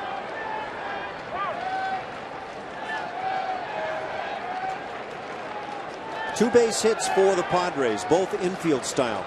Solarte in the 1st, Matt Kemp in the 4th inning. And they got no further than first base. Colin McHugh has been that good. actually think James Shields may have hit the farthest ball out of anybody in this lineup. I think you're right. Therefore, the bat flip and the. Well, that was. I mean, I think he got it. I think the wind kicked up right at that time. Good point. Fastball fouled back. It's been masterful so far for Colin McHugh. And again, he's facing a good offensive club in the San Diego Padres. Yes, he is.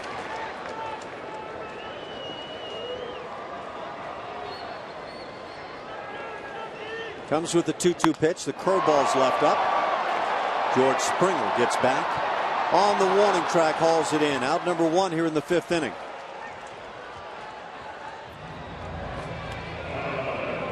It's pretty good company to be in for Colin McHugh.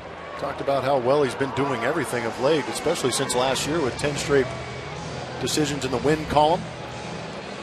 ERA by a righty. Those are big-time names. Yeah, if you get mentioned with any one of those names, you got something going for you. Will Middlebrooks at the plate. Grounded out to Altuve to end the 2nd inning. Little tapper third base side is foul.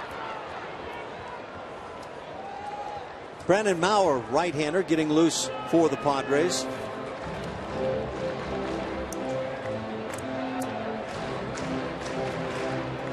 was a big arm in Seattle's bullpen, wasn't it?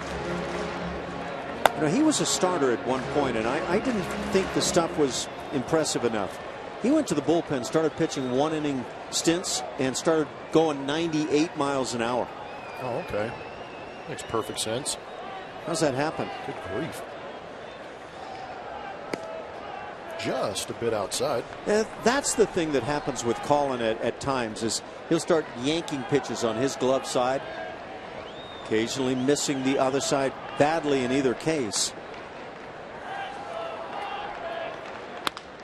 Line shot to right. There's the first clean hit of the night for the Padres. Comes off the bat of Will Middlebrooks with 1 out in the 5th inning. Bring man's best friend to Minute Maid Park for Astros Dog Day this Sunday, May 3rd, as the Astros take on the Mariners. Come out early to enjoy dog-friendly activities like a pooch parade, vendors expo, and much more. Get Dog Day tickets today by visiting astros.com/dogday. May 3rd's a big day in the Blum household, Ash. Yeah? What's going on? Triplets are turning 10. Oh, that's a good one. Yeah. How do you guys celebrate with triplets? Group activities. Like see Amarista at the plate. 1 ball and no strikes. So the girls buy into that. That's fine. Yeah, we have to talk them into having one group birthday. We have to talk them into having one group cake, not 3 individual. They better have the same friends, because I'm not inviting 15 different kids.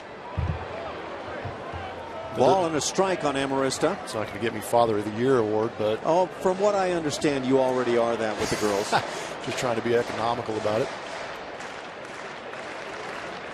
We're in the 5th inning in San Diego, and the Astros have put together a 3-0 lead very impressively against James Shields, who is in the on-deck circle. Now, with Maurer throwing in the bullpen, you wonder if they get another runner aboard right here, what might happen. That's exactly right, Ash.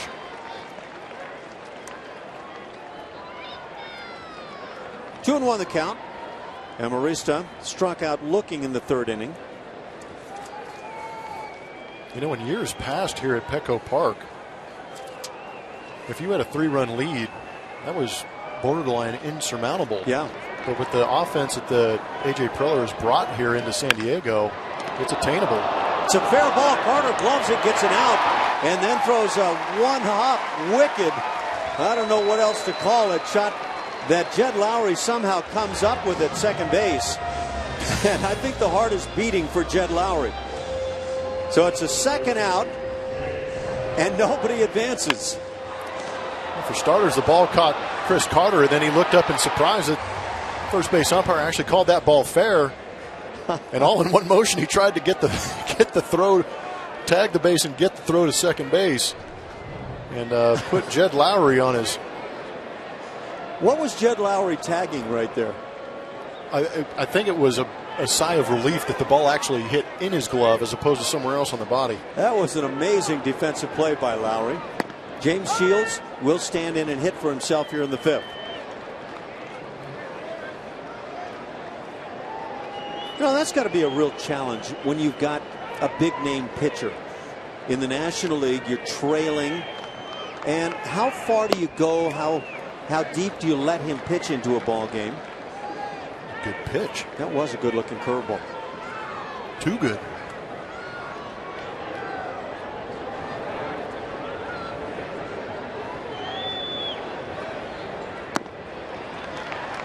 Two balls and a strike.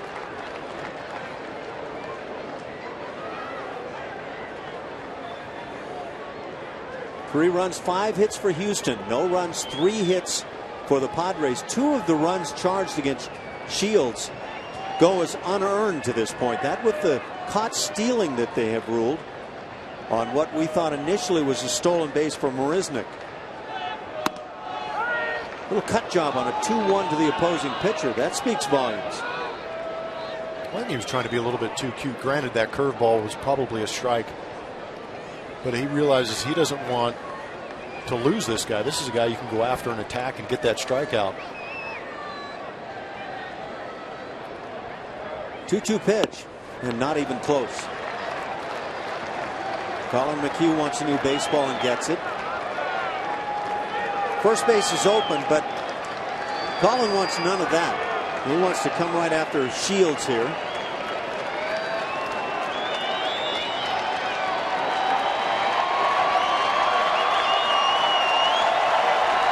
The 3-2 pitch.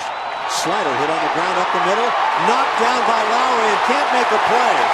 It'll be an infield single as Shields hits it sharply for a second time tonight. That's the 4th San Diego hit, 2nd in the inning. And now runners at the corners for the leadoff man, Will Myers. It's a great job by Jed Lowry. This ball hit well up the middle. They were actually shading him a little bit to pull James Shields, the pitcher, but he lays out. I know in his heart he really wanted to make that play and get out of the inning for Colin McHugh, but does a fantastic job of not allowing the runner, Will Middlebrooks, to score on a base hit up the middle. James Shields, a big smile on his face right now. That's very unlike the James Shields that just came off the mound at the end of the previous half inning. Not happy at all with the home plate umpire.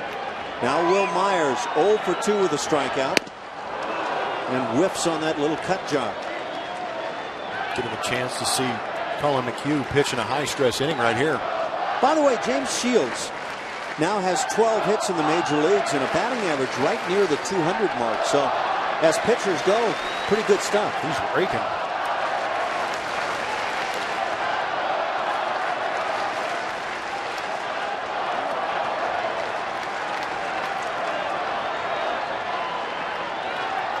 Oh, and 1 the count.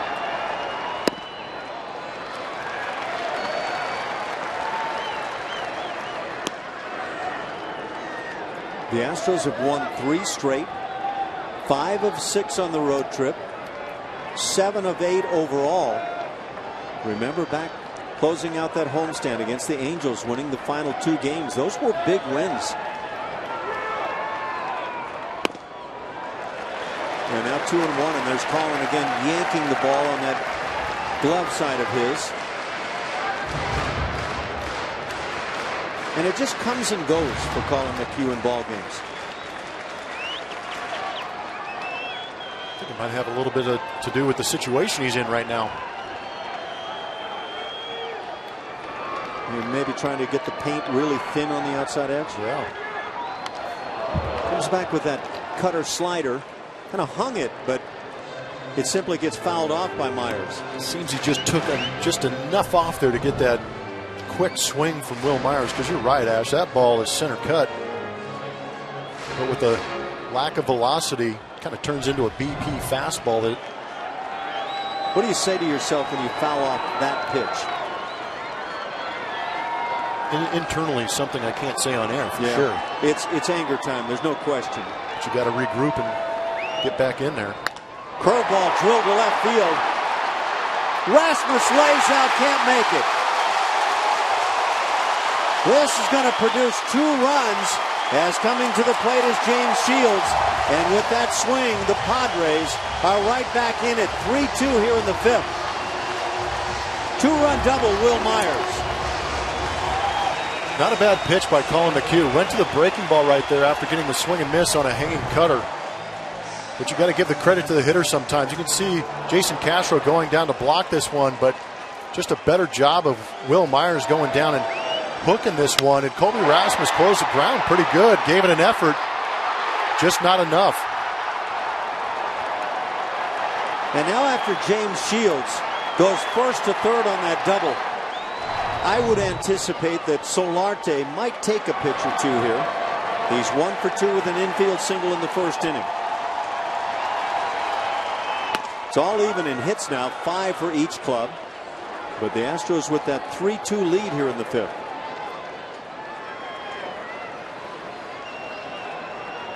I wonder if Brent Strom is saying exactly what you said. Wasn't a bad curveball. That's just a good job of hitting. Yeah, just a better job hitting, and it happens sometimes.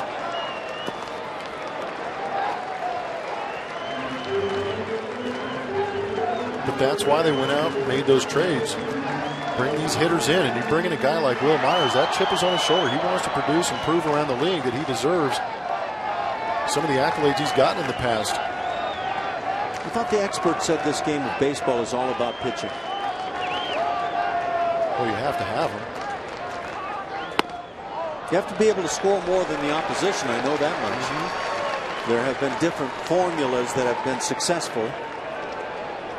But it's still a great pitching matchup between these. I mean, it's a borderline chess match because, I mean, you've got good pitchers making good pitches. Now, Shields has made some mistakes that the Astros have taken advantage of, but there's been some pretty good at-bats this inning for the Padres to get to Colin McHugh.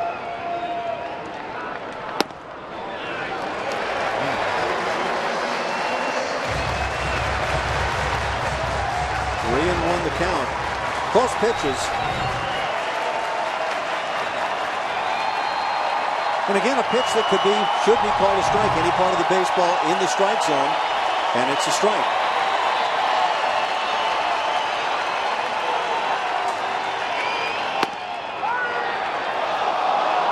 All right, 3-2. And I guess that one might have come around the corner. Yeah, but McHugh's had such good command of that pitch on that outside corner, and Schreiber's already been out there calling him. So if he deviates from that, it's going to be on the umpire. But I give McHugh a lot of credit right there, going with the back door and getting it. Ground ball is foul. We'll do it again at 3-2.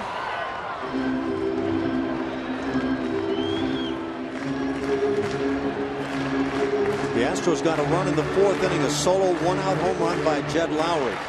They scored 2 more in the 5th inning.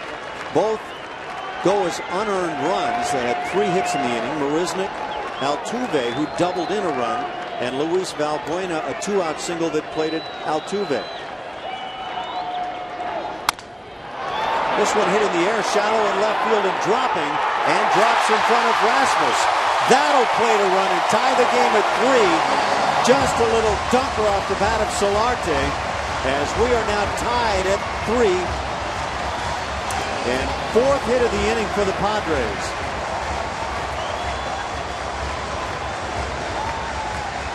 That's tough luck for Colin McHugh as Brent Strom comes out, maybe selling him down a little bit.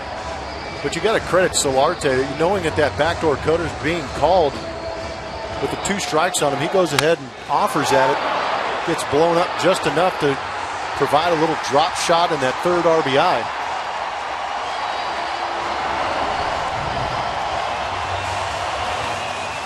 The meeting goes on the mound. Colin McHugh probably trying to figure out what on earth has gone on here in the 5th.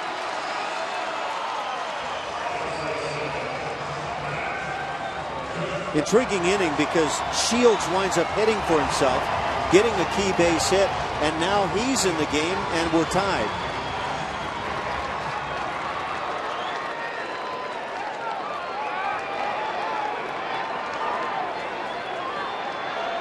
Matt Kemp at the plate, 1 for 2. Struck out in the 1st. Got an infield single in the 4th inning.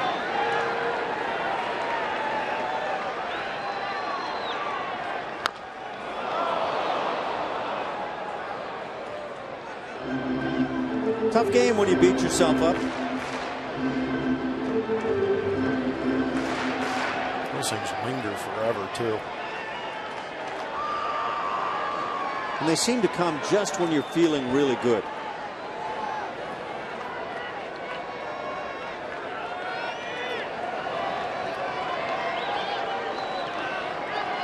Solarte at first base has not stolen a bag this year. Ground ball up the middle, gliding to his left. Lowry makes the play, and that'll do it for the Padres, but not before they pick up 3 and tie this game.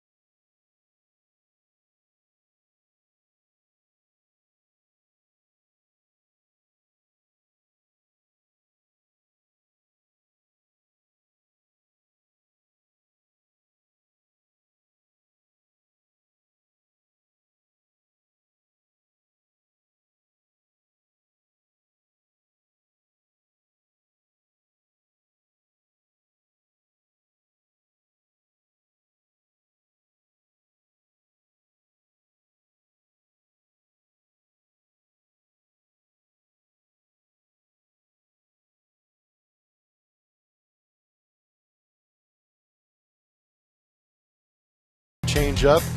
See those eyes open up wide. Does a good job of keeping the hands back and drives through it. Back legs one out into that Petco porch. For a big time bomb for the Houston Astros.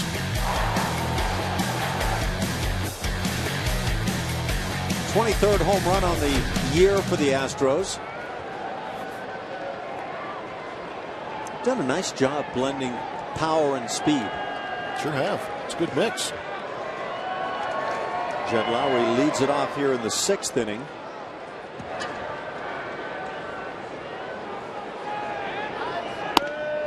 Felt pretty good leading James Shields 3-0. But now back at 3-3. It's a tough night.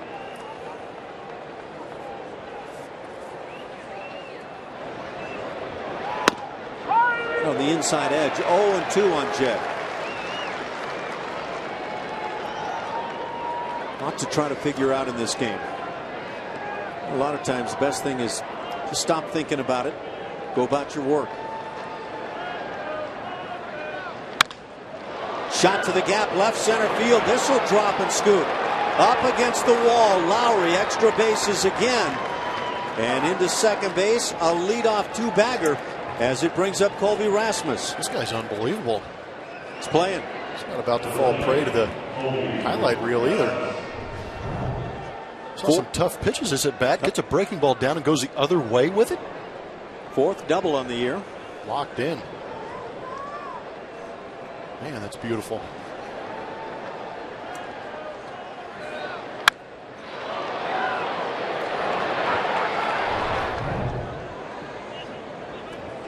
Six total bases for Jed Lowry tonight. Colby Rasmus has struck out twice.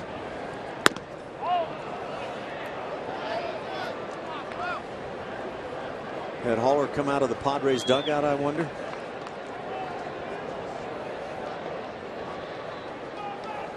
Sure, Shields went back in the dugout and let his pitching coach, if no one else, know that there are some really good-looking pitches that have not been called strikes. Oh, trust me. His coaching staffs know. So Darren Balsley in there. He was the pitching coach when I played here. A lot of times what they'll do is go straight to the catcher and say, are those pitches strikes? Boy, he's not going to give in on that side of the plate. Wow. Let's take our peek. It's a good pitch. There's a couple of seams on the corner there. And 2-2 on Colby. This could be the last inning of work for James Shields.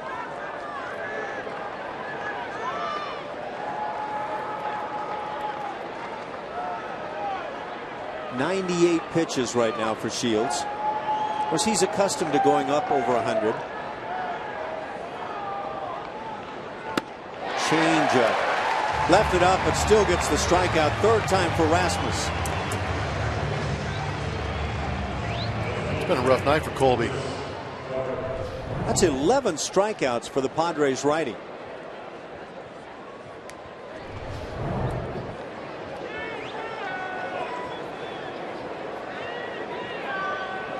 With one out, it brings up Carter, and Carter, like Rasmus, struck out in his first 2 at-bats.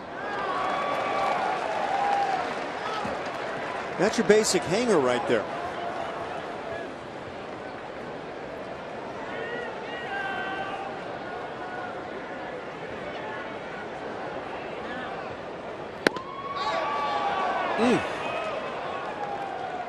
What kind of conversation are you having right now if you're the catcher, Ash? Well, the way it starts is, that's a good pitch. That's really close. That's a good pitch. And sometimes it can get more heated than that, clearly. But I just don't think you can let the umpire get away with it without saying, look, you're missing some pitches. You're making the night really tough on my guy. Gosh, these guys are not missing by much. And sometimes not missing at all.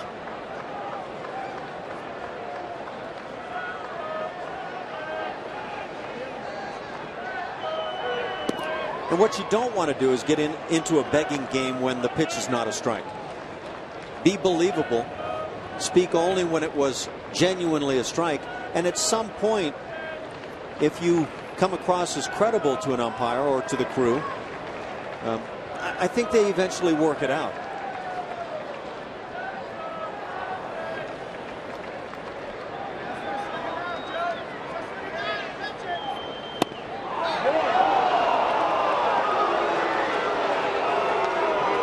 No, we'll just say nothing.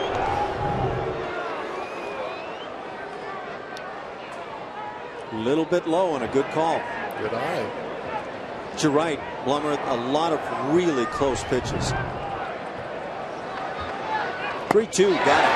On a pitch not as close, but he comes right back to that slider. That one had a little more depth on it right there.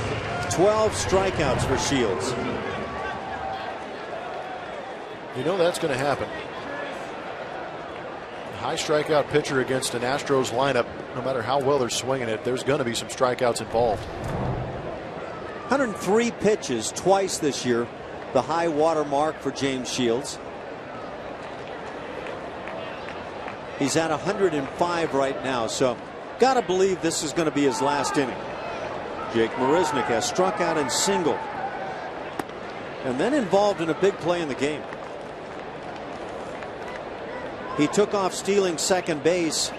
The throw was dropped by the shortstop Amarista. They called it an E6, so a caught stealing. But that led, that free runner at second base at that point led to an inning with 2 runs for Houston, as they then took a 3-0 lead. 2-0 the count on Jake.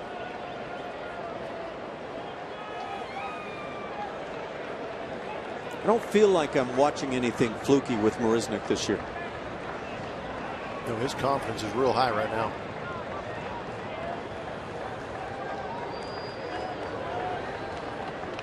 Looks like he belongs. Big guy with natural speed and athletic ability, and it feels like it belongs with him.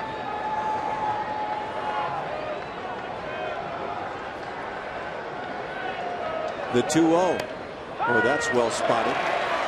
Little cut job down and away.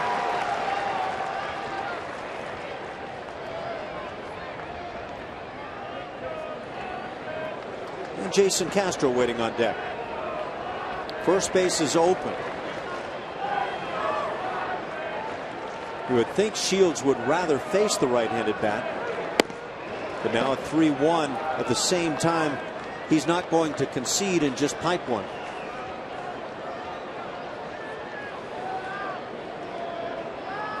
I'd say that changeup after the first couple of innings hasn't been as effective as it often is for Shields.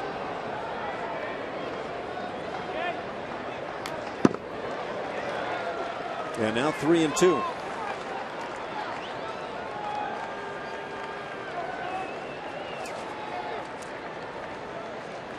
Interesting to see what he throws right here. He's been in that when he has been behind in that hitter's count. He's throwing that cutter off the outside corner. He got away with one up right there. Does he come back and try to do it again, or does he throw a breaking ball? Change up, hit on the ground to short. And Arister with the play, and that'll do it. So Shields battles through 6 innings and will leave tied.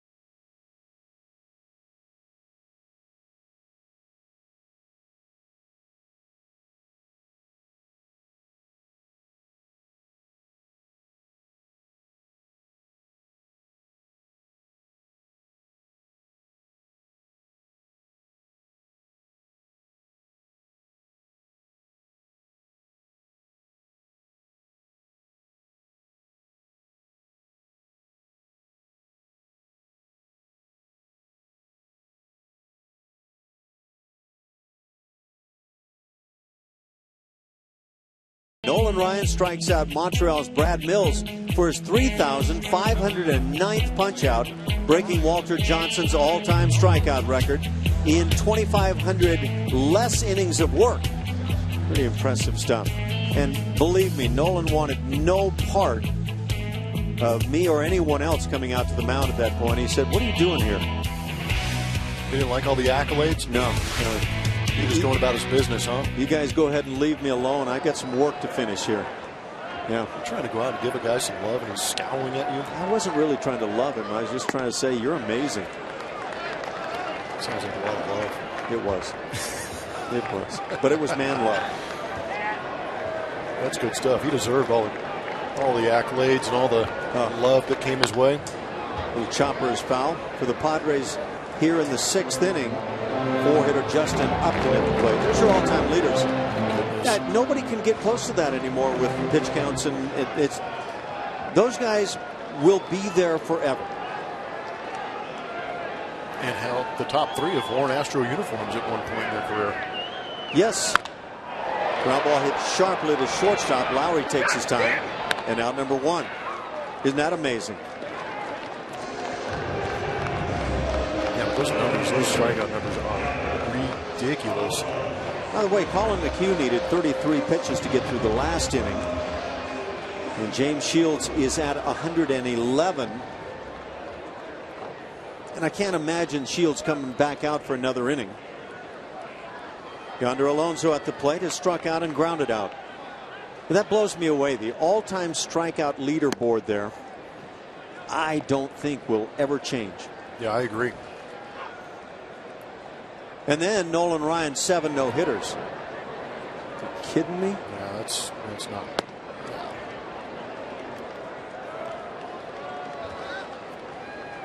I don't know if even he realizes how incredible that figure is. How many did Randy Johnson wind up with? 2? He had a perfect game in there, I think, too. Fly ball center field, shallow. Marisnik gets there. That was one of those no-hitters. Yep. Yeah, I mean, pitch counts, injuries. There's just, and the way bullpens are these days, the guys aren't being stretched out or being put in a position to throw that many pitches in one game. But yeah, those numbers aren't going to change forever. You know, we were talking, Blummer, about a given inning is where McHugh kind of will lose it on most nights, and that pitch count total right there really told you that story. Sure very brief innings, and then one that was completely out of character. Derek Norris at the plate. McHugh still at 5 strikeouts. He got his 5th back in the 3rd inning. So he's been working now without striking out hitters. Don't know if the Padres hitters have caught onto the curveball or what has happened. Here's a line drive dropping in center field. 2-out single for Norris. It'll bring up the 3rd baseman, Will Middlebrooks.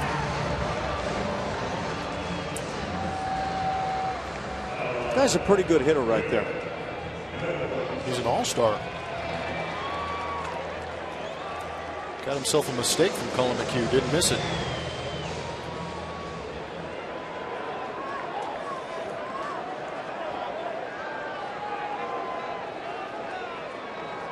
Dangerous hitter. That was some pop. Hitting just 247.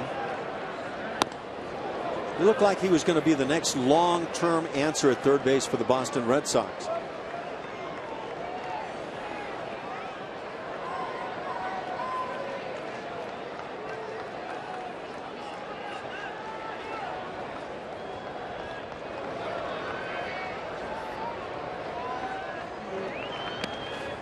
There's that pitch that's just nowhere close.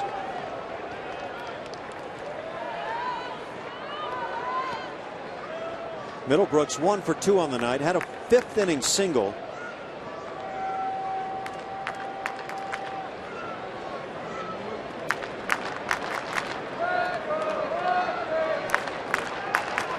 First hit since the 24th of the month.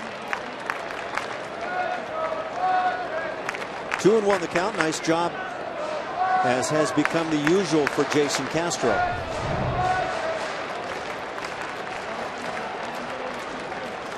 He's really locked in right now, not using the glove, but letting the glove drop down, fill up the hole, and using that chest protector. Pitch left up, popped up, shallow and right. Springer coming on toward the line and into foul territory, makes the catch.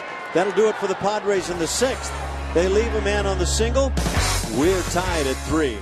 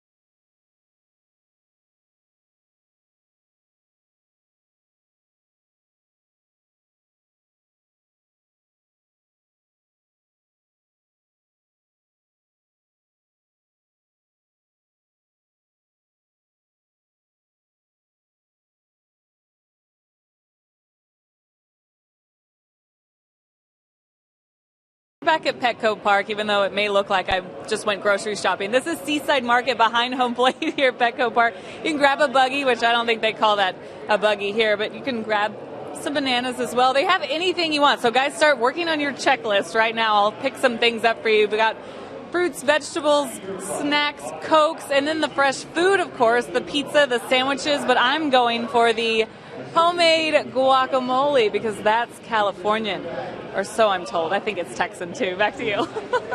Thanks, Julia. And yeah, California guacamole on some San Diego fish tacos. Now that would work, right? That'd be real good. And then find you a nice craft brew down here. So many of them. Be a good night. Right-hander Brandon Maurer, hard thrower, comes in from the pen. 8th outing on the year. Let's see how he got here.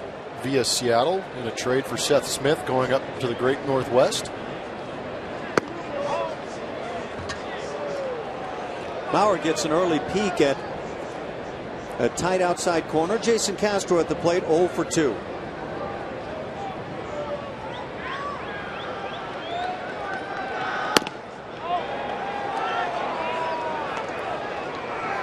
Two-0 the count. Castro trying to get something going here in the 7th inning. So you get Shields out of there. That would seem to be a break, but then you get the arm of Brandon Maurer coming in. Robbie Grossman has a bat in the on-deck circle. That's the Colin McHugh spot. 3-0 the count. So if Castro were to reach here, and Colin may be done with his night one way or the other, do you send Robbie to the plate and possibly lay down a bunt? 3-1 the count. It's a good question. A lot of fun decisions to be made as a manager these days when you're playing in both National League and American League ballparks. Hit in the air and well left center field. Going back, Myers not going to get there, and this gets out of here.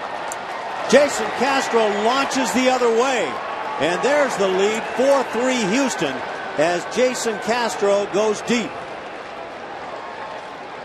That is a well-struck baseball. Number 2 on the year for Castro. Maurer throws hard, get on top of it, drive down through it, create that backspin here. Finding that left center field gap. That's not easy to do. Good for him. He needed that. Second home run on the night for the Astros. And you cannot count on that coming into San Diego. Boy, that's impressive going the other way like that. It sounded so good off the bat. Castro with 2 bombs, 4 RBIs now. Robbie Grossman is the pinch hitter. Now you just try to tack on.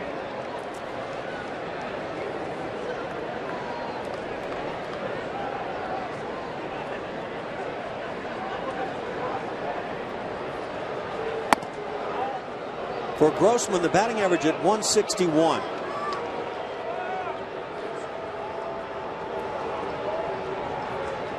It's going, big guy. Ground ball left side. Handled by Middlebrooks, out number 1 here in the 7th inning. So Grossman retired.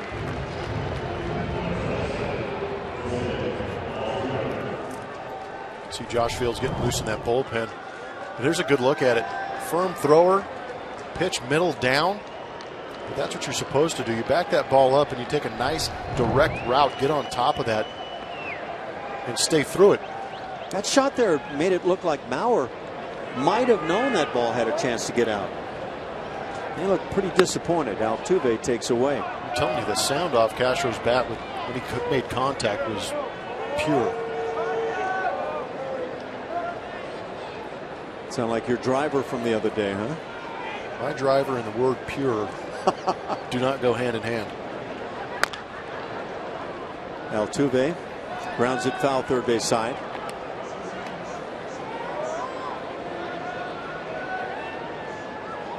So you went subpar without being pure, huh? Hey, much like Colin McHugh the other day, I brought my pocket knife to the round of golf. 2 balls and a strike. Altuve is 2 for 3 on the night, has singled and doubled. Surprisingly, the double in the 5th inning, just number 3 on the year. Does have 12 RBIs now. Chopper up the middle. Can they get the speed? Nicely played at shortstop, and out number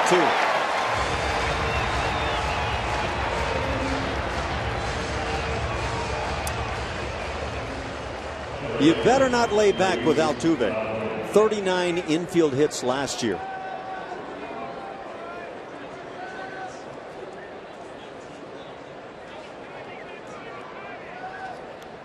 $19,532 on hand here this evening. Really a perfect evening for a ball game. Temperatures this week in San Diego in that mid-70s range. You're doing a great job battling through it, Ash. And I noticed you were looking like you were feeling okay despite the weather. I know. It's tough to battle with that low to mid 70s temperature, sun out. You got home this morning, right? Yeah, I took the train up. Took the girls out to lunch. Beg your family to celebrate your birthday with you? Nope, I just took my gifts and left. I hope you got a new driver. It's not nice. I was really rooting for you based on your commentary there. Those are rental clubs. It was actually a pretty nice rental set you had, too. I thought about taking them. Popped up, back of the plate. Norris flips the mask and makes the catch. That'll do it, but the Astros get one big swing in the 7th inning. Jason Castro, Oppo. And the Astros lead it 4-3.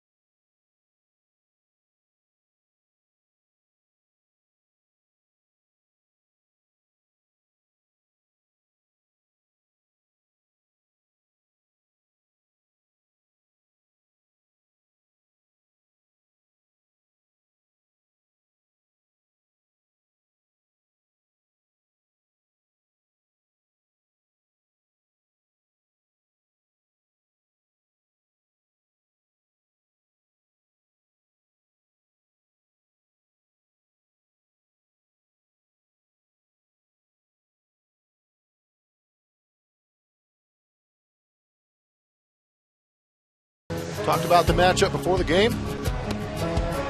Actually pitched quite well. Padres just did a better job of finding a way to get to him in that 5th inning. Putting some runs on the board, but still had electric stuff. We saw a good breaking ball from him today, doing a good job of breaking that out in front of that zone, that hitting zone, getting some swings and misses. And even the pitches he was getting beat on weren't all that bad. You just got to give a lot of credit to the Padre lineup for reaching out and doing some damage when they could. Yeah, 6 innings, 95 pitches on the night for Colin, and now Josh Fields comes on, just his 2nd outing of the season. And how about a Colin McHugh or a Dallas Keuchel, Scott Feldman, these guys? Like, Colin probably wanted to go back out there again, but this year it's a little bit different situation with the bullpen being as deep as it is. He might feel okay coming out of the games today after only throwing 6 innings, where he'd like to go a little bit deeper. But the depth of the Astros bullpen. 8 arms out there now. Yeah. 8 good arms. And this probably the best of the bunch in terms of pure velocity. 8-hitter Alexi Amarista at the plate has struck out and grounded out. Oh, that fastball is alive, and that line shot was just foul. Good thing that was slicing away, because that was a pretty good swing in no man's land down there. Amarista would have been running for a while. Woo. When you're going good and you're winning ball games, those things land foul. Isn't that the truth? Man, I think winning streaks oftentimes are made up of pure good fortune. Got to have a little bit of it. 0-2 pitch. That's that edge of the plate. Z. Castro kind of glancing toward the corner like, Castro did a good job of sticking that one too. Oh, look at that baseball. How many seams actually got the corner there? We'll have to count them later. 3.5. Line shot up the middle, out of the reach of Lowry. That's a base hit. It comes leading off in the 7th inning for Amarista. And now the 9 spot, as the Padres go to their bench, it'll be Venable with a bat. Will Venable. I believe that was an off-speed pitch. Hanging changeup. Done a good job of beating Amarista with your fastball. If you're going to throw a changeup, you'd like to see that a little more outside, maybe off the plate a little bit. See if you can get him to chase. They left it in the hitting zone.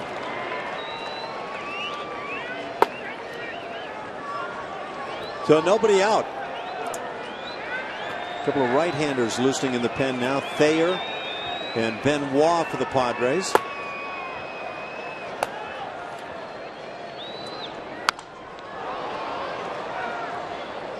Venable up there hacking right away, fouls it off. 95 miles an hour for Fields. Thing about it, when you throw this hard and you're up quite a bit with it, you don't create a lot of ground balls.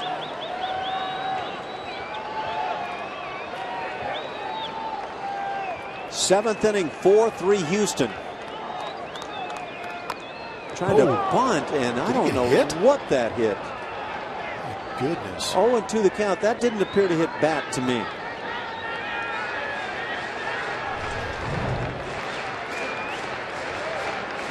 Oh, man. It did hit bat, but then it got knee. Did you see where that left foot for Venable was? It was out over the plate. Yep. Never seen that.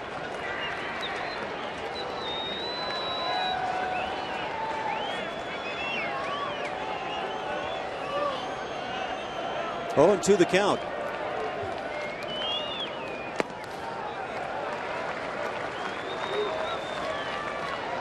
Two big Houston home runs tonight. Jed Lowry in the 4th inning, his 4th.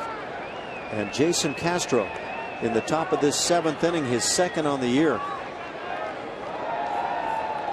Jed Lowry got a changeup, got out in front and hit it inside that foul pole down the right field side. Castro just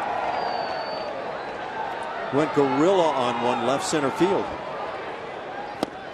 And down on strikes, Venable. So the pinch hitter strikes out. Out number 1, it brings up Will Myers. Man, those pinch hits in the late innings of ball games can be rough. The National League, you obviously have a lot more opportunity to come in here and have those pinch hits to try and hit tough pitchers like Josh Fields, but that was rough all the way around. He's going to be in there icing his knee on top of the strikeout he just got. Which one hurts worse? Strikeout. No doubt. That's the first strikeout for Houston pitching since the final out of the 3rd inning. That was Will Myers, and Myers now stands in. 1 for 3 on the night. What a big hit that was, though. A double in the 5th inning. Plated a pair, 14 ribbies on the year now for the center fielder.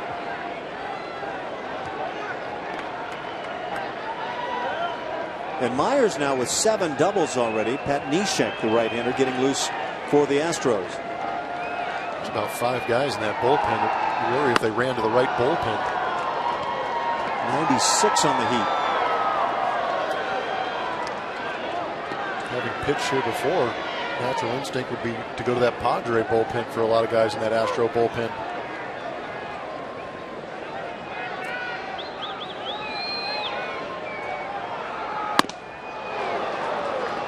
I'll bet that is a funny feeling for a lot of the guys. 1-2 the count. High cheese.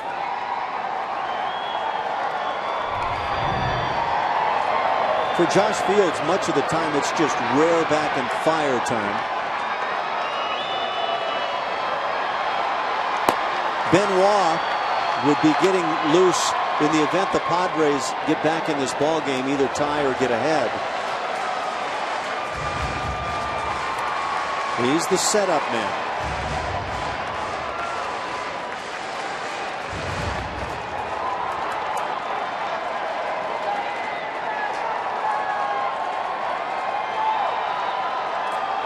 Of course, the Padres now blessed to have Craig Kimbrell as the closer in their pen, picking him up from Atlanta earlier in the season. Runner bluffs at first, ball slashed down the right field side, but slicing foul.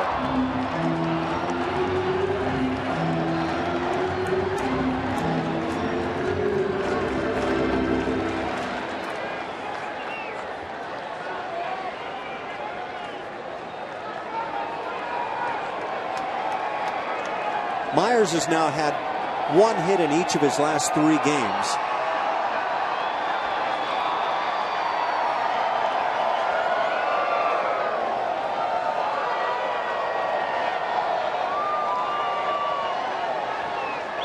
Again, the 1-2.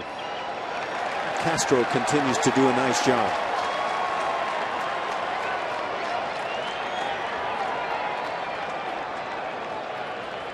These Padres are in 3rd place in the National League West. The Dodgers lead at 11-7. Same record the Astros have coming into the night. Colorado at 10-8, and then the Pods. World champion San Francisco Giants are 8-11. Ground ball back to the mound and over. That's going to be tough.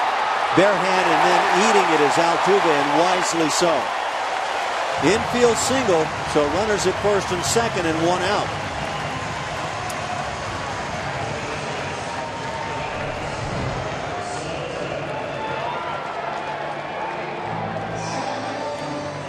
I'm not sure if Fields was going to try and jump and grab that ball, but he was not in position to be able to do that.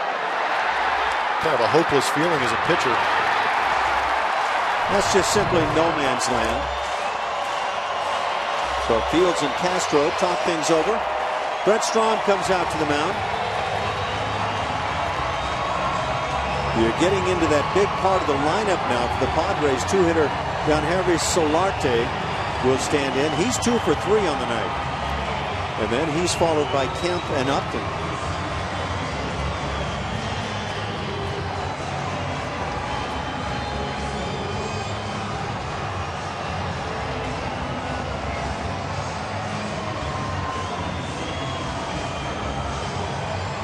Umpire comes out. That's usually break it up time.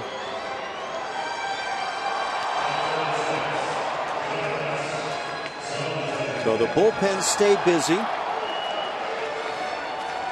Hard fought ball game. The Astros led 3-0 at one point, but the Padres put a 3 spot on the board in the 5th inning, and James Shields had a hit in that inning.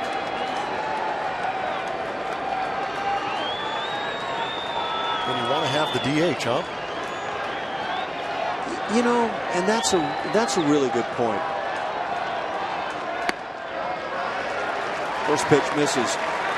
What if you took a pitching staff and you had them hit extra during the offseason as a part of their training?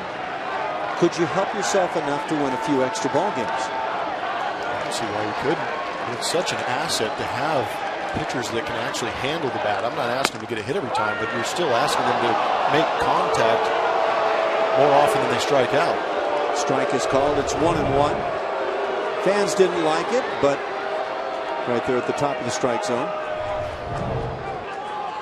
It just seems like if you had a staff that could hit 200, that you could win at least a few games during the course of the year that you wouldn't otherwise win. Yeah, what if you could sneak, 15 to 20 RBIs out of that 9th spot throughout the course of the season? It might change some ball games for you. Of course, then some people are going to indicate that because the guys had to swing the bats, that they were more inclined to hurt their arms. There's always going to be a counter argument in there. I guess so. Big pitch from Shields. Hit in the air left field and hit pretty well. Going back, Rasmus to the track, to the wall. This one drops. 1 run scores. And that's all they'll get. A run-producing double that ties the game at 4. But runners at second and third with 1 out.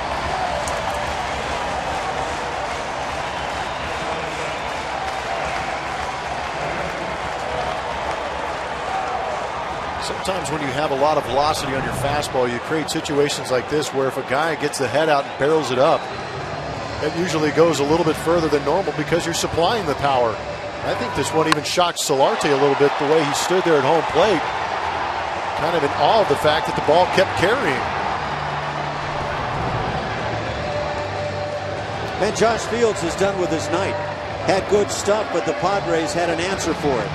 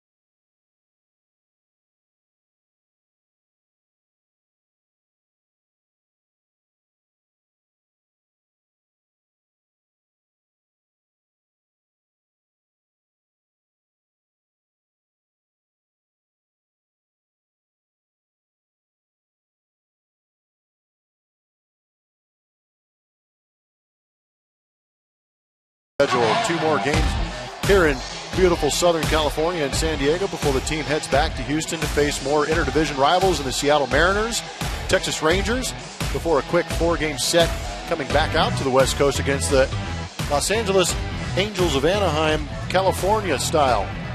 We'll get a day off on Monday the 11th before starting another extended homestand. Right-hander Pat Neshek now on for the Astros, third pitcher of the night. So Colin McHugh is not going to have anything to do with the outcome, and the same story for James Shields. 9th outing for Neshek.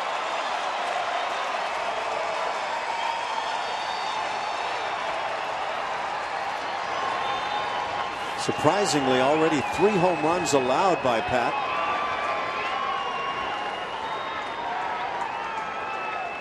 And the ERA at 5.87.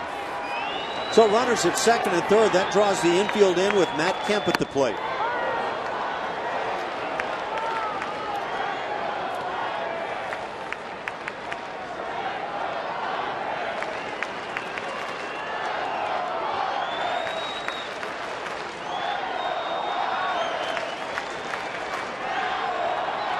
Hot hitting Matt Kemp at the plate.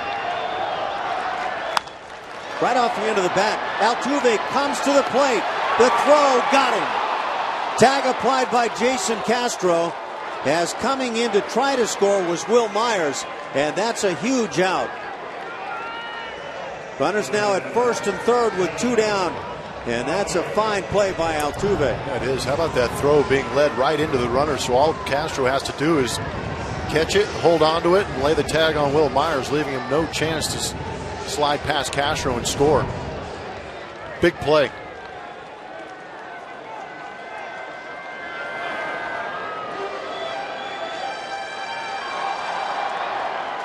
So that erases Will Myers. Solarte now the runner at third base.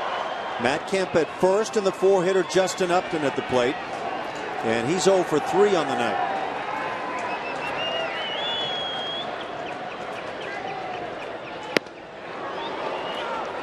Little drop down slider.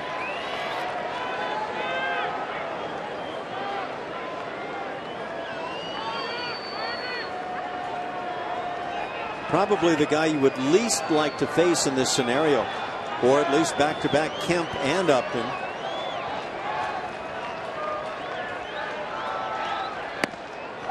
Oh, and 2 the count. Neshek right in front.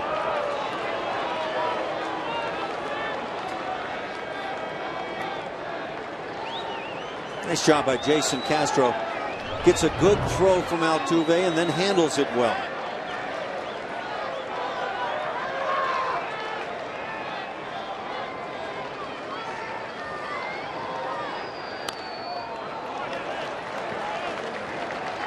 Much like that Kemp ground ball right off the end of the bat. So that wasn't an easy ground ball to pick up in the first place. Hit it off the end of the bat like that. Get weird spin on it sometimes, but I think Altuve did a good job of fielding it on the grass and not letting it get to the dirt and take a crazy hop. You know that Neshek allowed 4 home runs last year in almost 68 innings pitching for St. Louis, and he's allowed 3 this year in 7 2/3 coming in. Wow. Crazy game. Ground ball right to Altuve. He'll make the play on to first base, and Neshek comes in and gets out of the jam. Runners at second and third and 1 out. And that's a whale of a job. We're tied at 4.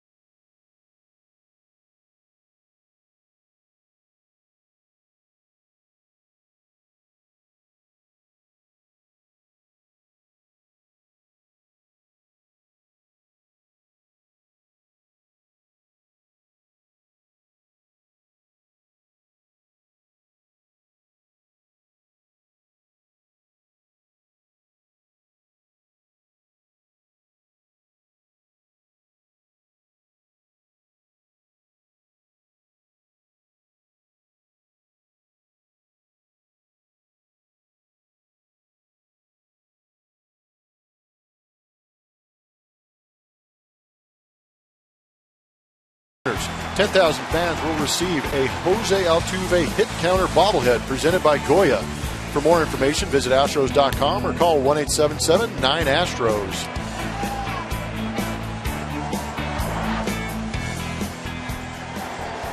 We go to the 8th inning. New pitcher for the Padres, right-hander Joaquin Benoit. He's the setup guy, and he's been around. But boy, has he turned into some kind of pitcher. Turbo sinker. Heavy. Last year in 53 games for the Padres, a 1.49 ERA. He's at it again this year, 11 games and a 1.64 ERA.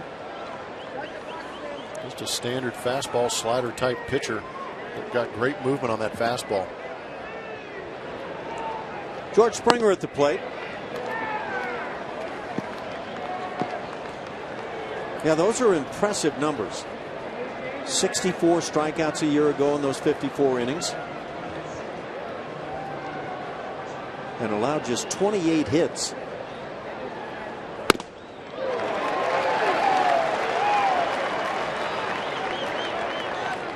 Now 37 years of age.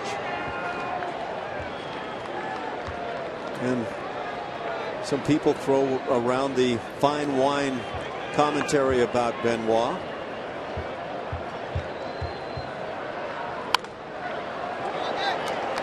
One and two now on George.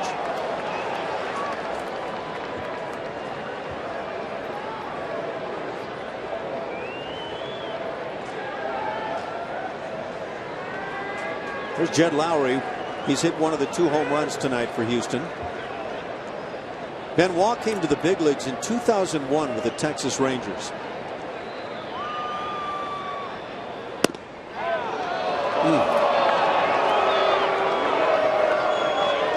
Now, I'm really surprised at the number of hitters with 2 strikes that have taken pitches this close. Split finger, but tough to lay off with 2 strikes. That might be a case where you just get fooled.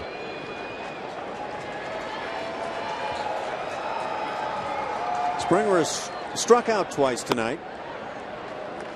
Drew a walk in the first inning and then stole a base. 3-2 the count on Springer.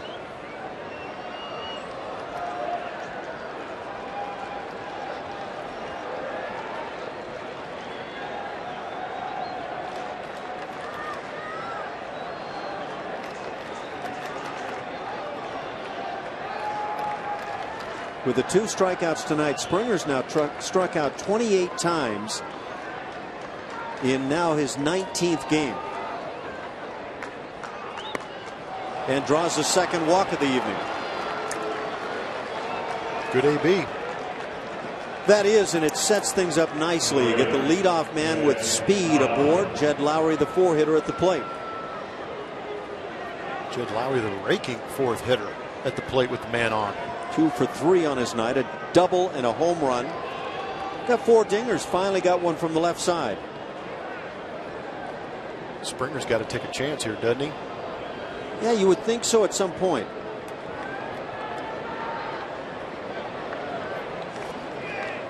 Statistically, it would say that hits are hard to come by on Benoit.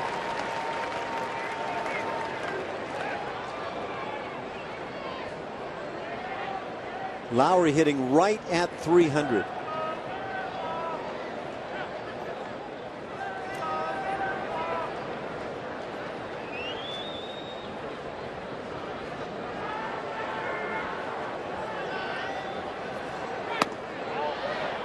Not the kind of delivery that you would say would be easy to run on.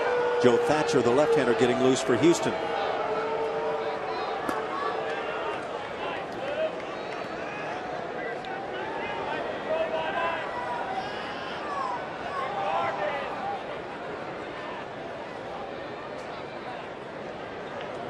Benoit, in fact, this year has not allowed a stolen base. He's had one caught with him on the hill. And all of last year, those 54 1/3 innings, just 1 stolen base against him. Yeah, for a big guy, he looks relatively quick to home plate. He had to make some sort of changes because the year before with the Tigers, Steelers were 10 for 10 against him.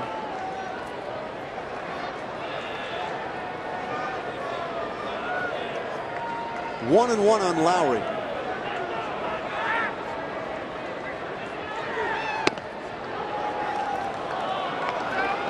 And so far, George Springer doesn't seem to feel that he's got the timing to be able to make this one. First base coaches will have their stopwatch, and they'll let base stealers know right away whether it makes any sense timing wise.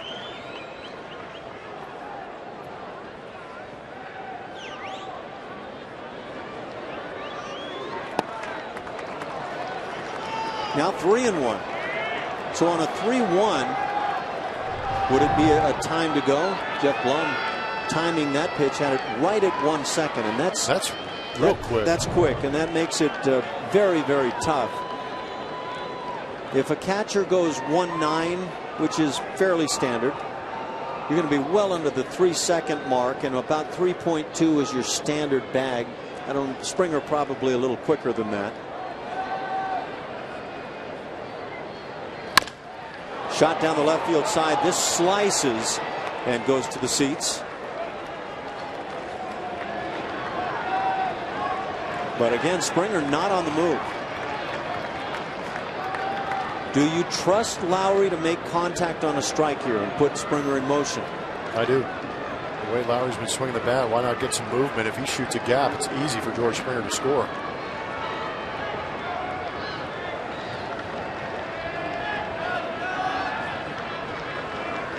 To go with the 2 hits for Lowry tonight, he's also struck out.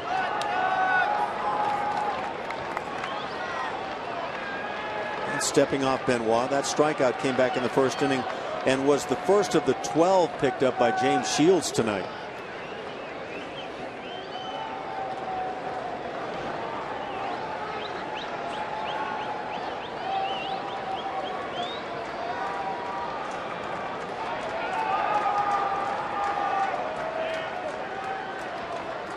Springer does not go, and ball 4 delivered.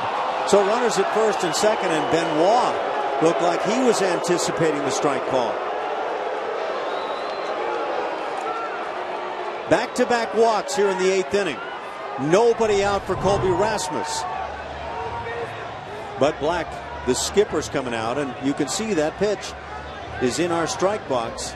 This might be a conversation where Bud Black comes out, obviously to talk situation, but he might linger there for a little while and let Paul Schreiber come out and say a few kind words to him and maybe ask him to clean up that strike zone a little bit, because we've seen a lot of pitches tonight that could have been called strikes or maybe should have been called strikes, and that was definitely one of them. I think you are dead on the money. I don't think Bud Black has any intention of leaving the hill until he has set his piece with the home plate umpire.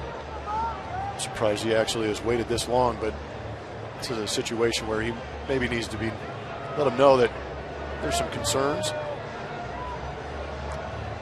Well, if something was said, it was under the breath right there. Yeah, I'm kind of surprised. Of course, questioning balls and strikes get you ejected. But Black, an ex-pitcher, now manager, maybe some experience in that area, may be able to say something subtly. You're killing us, you know, with that kind of comment. But anyway, right now the Astros in a good position. Nobody out, 2 runners aboard. Rasmus at the plate has struck out 3 times tonight. What do you do? Bunt. Take his ball and swing later. Like to run through that again? Yep, I would like a do-over in that situation.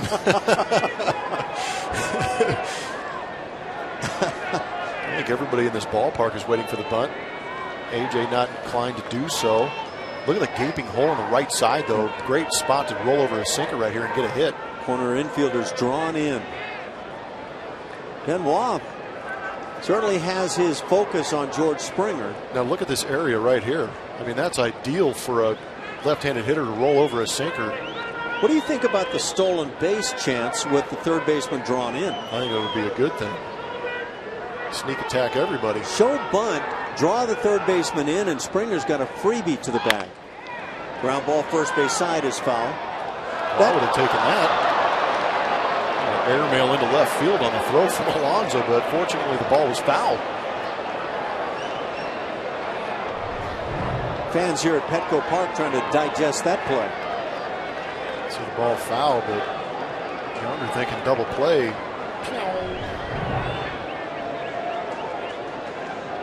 A ball and a strike on Rasmus.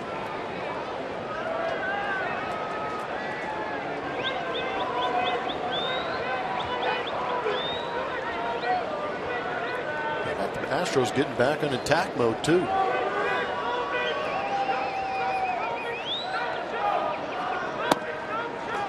Well, the Astros just brought on Pat Neshek to pitch with runners at second and third and 1 out in a tie ball game, and he got 2 outs, one that induced the out at the plate and kept it tied. On Kemp and Upton back to back. Wow. Pretty impressive. But allowing these guys, the offense, to come back out here and make another threat. 3-4 in that Padre order. And now the offense trying to do what it did so well. There goes Springer. Strike 3, and the throw goes into left field, and here comes Springer. The go-ahead run, it's 5-4. That'll be a stolen base and an E2. And the Astros don't care how they get him. They'll take anyone they can get. Into second base is Lowry. Kind of surprised to see Jed Lowry not trailing on that play, knowing that George Springer might have a chance to steal third base, being aggressive. And with the runner at second base, Benoit actually has a higher leg kick with the runner at second base. And I wonder if George Springer picked up on that. And like you said, Ash, with that third baseman playing in for the bunt, make it a little bit tougher for him to get back to the bag. And the errant throw really works out for the Astros. That is simply a huge run. Third unearned run against Padre pitching tonight. You think that'll dampen the celebration if the Astros can win it?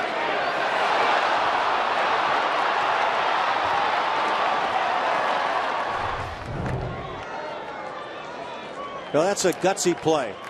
George Springer is all guts when it comes to that type of play. No fear. 5-4 Houston. We're in the 8th inning. Line drive, right field dropping. That is a base hit. Here comes Lowry being waved to the plate. The throw is not in time. Norris unable to hang on to it, but I don't think that would have gotten Lowry anyway. And there's Lowry once again with that sore hand or wrist we saw the other day. 6-4 Houston.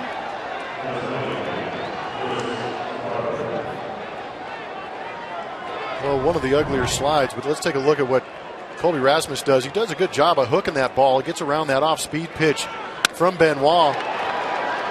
Jed, probably not the greatest jump, but Gary Pettis is pretty aggressive as far as third base coaches go. Sends him home, but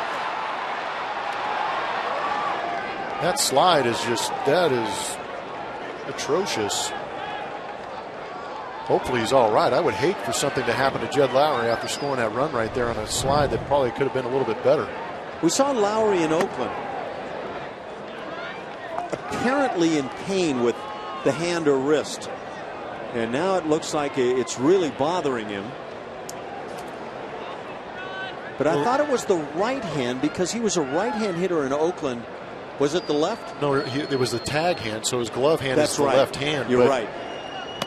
But that slide, the way his knee hit in the dirt, and now there's a lot of clay around most home plates around baseball, so you see that left knee stick and propel him on and past home plate, but he's using that right hand to support the fall, and that's where it got hurt.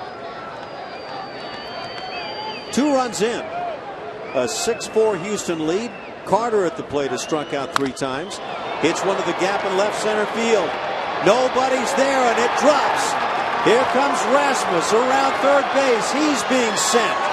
And he will score 7-4 Houston. RBI double Chris Carter in a big 8th inning.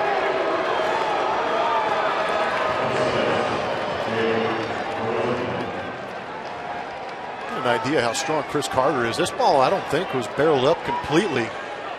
But again, we saw an exaggerated shift in the outfield from the San Diego Padres this time that comes back to haunt them. Carter got around this one. Take a look at the replay and watch where it makes connection off the end of the bat. Surprised Chris Carter, but he's such a big, strong man. He's able to launch that into the gap when nobody is standing. And again, this Astros offense, the team offense they've got, 2 walks to begin the inning, get base runners on, and then a couple of clutch hits after a stolen base. They get the lead back. And now Benoit is done with his night. He comes in to pitch the 8th inning, and he leaves with 3 runs having scored. Nobody out and a man at second base. 7-4 Houston.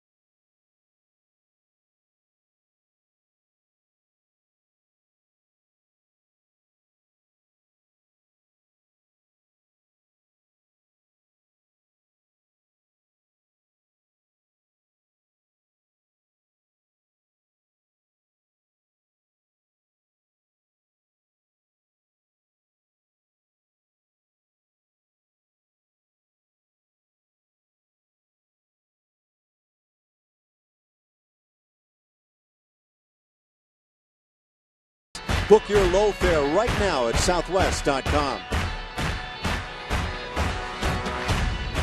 7-4 Houston, first of 3. Between a couple of good-looking ball clubs early on in the 2015 season. Chris Carter with a big hit in the game. Big hit. You just told me it was his first double of the season and only his 4th RBI. First double of the year for Chris Carter. That's incredible to go with 1 home run that he has this year. No time like now. Pretty incredible. It brings up Jake Marisnick as Kevin Quackenbush is on now to pitch for the Padres. Pitcher number 4 on the evening for San Diego. I think from Quackenbush you're going to see fastball, curveball. Saw that first pitch breaking ball. Pitched in 56 games for San Diego last year.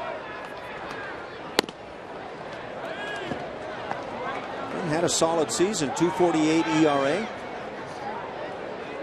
He had 6 saves in 7 opportunities. He's a big part of this bullpen.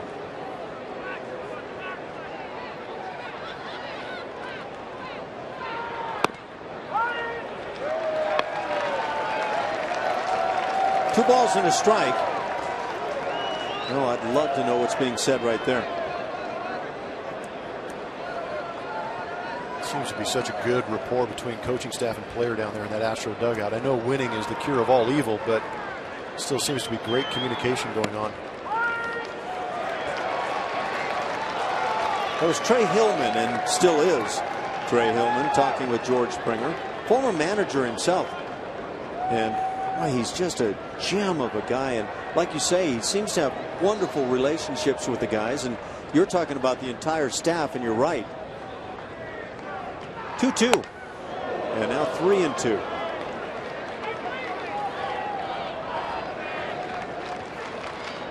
Alan Zinter being added to that coaching staff as the assistant hitting coach is just, that was the one I thought that was going to put them over the top, to be honest with you. I played with Alan Zinter after his 10-year minor league career, and he gets called up, so he's just got a great story and a great personality to work with these kids. Always encouraging.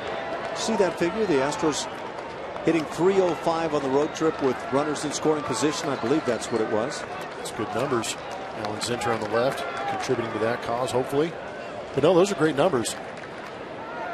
Saw the numbers earlier in the game of the Astros at home as opposed to on the road. Drastic difference. Close, but drawing the walk, Marisnick. I don't know if it's just a night where there's been an unusual number of pitches really close. I mean, how close can you get without it not being a strike? So Marisnick aboard for the second time tonight. Still nobody out. Carter the lead runner, and Marisnick trails. 5 straight base runners. George Springer got it started, drawing a walk. Had a big stolen base in the inning. Jason Castro has had a big swing in the game, and now Evan Gattis has a bat waiting on deck. Or is it an axe? Which is it? Tomahawk, axe. I'm not sure. You called him a lumberjack in our open today. I did. Well, it's either that or a caveman. He brought up a war club last night and just annihilated a pitch over his head. Curveball's close. I don't know if they had a plaid uniform. He might look like Paul Bunyan. Oh, look at the Astros offensive coordinator's proud of that number right there. Time of possession, 20 minutes. That's your favorite number of the night. Love it. Under the knees. 2-1 the count. Jason Castro, 1 for 3, but boy, was that one huge. He went to the gap in left center field with the long ball, his second on the year. Yeah, that's grown man territory. That is. Now, a young caveman can probably get there.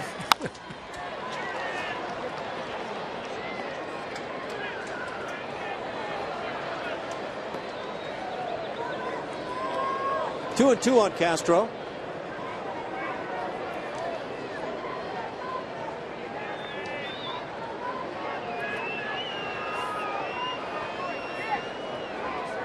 Yeah, this is waging on. It is 12:05-ish back in Houston. Strike 3 call. Taking a few too many too close. And that one gets rung up. 13 strikeouts of Astros hitters. And a ball. Go figure. Yeah, that was your standard 1/8 of an inch off the outside corner. And now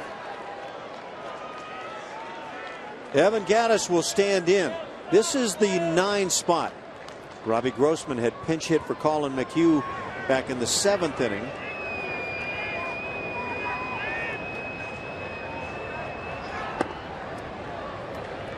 And Evan Gattis, and that was a fun hero opportunity yesterday for Gattis. Really nobody more deserving than what Evan Gattis is going through, so it was great to see. He just seems to be that guy that everybody on the club loves. Hits it on the ground, foul outside of third. Oh. Catherine from Encinitas fumbled a little bit there. She kept it in front. What do you think the scouting report on Evan Gattis was in the meetings today? Come with your question again. I was busy chatting with somebody in the upper deck. You think the scouting report said, don't throw it here? I think it must have, yeah. I'd love to see the hot zone box. Line shot right at the first baseman. He tried to see if he could get a double up job there. Nobody had taken the bait. But how about that? Evan Gattis hits it right at Alonso. Oh, smoked.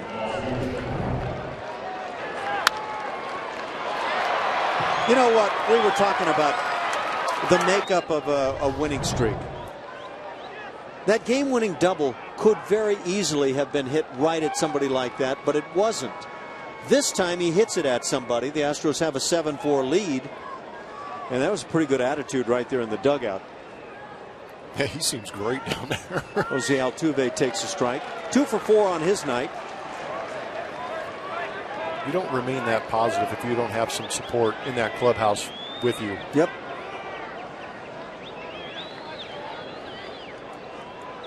I wonder if, just saw a look at Rex Jones, who this will be his last year. I wonder if he's jealous of some of these beards that are going around.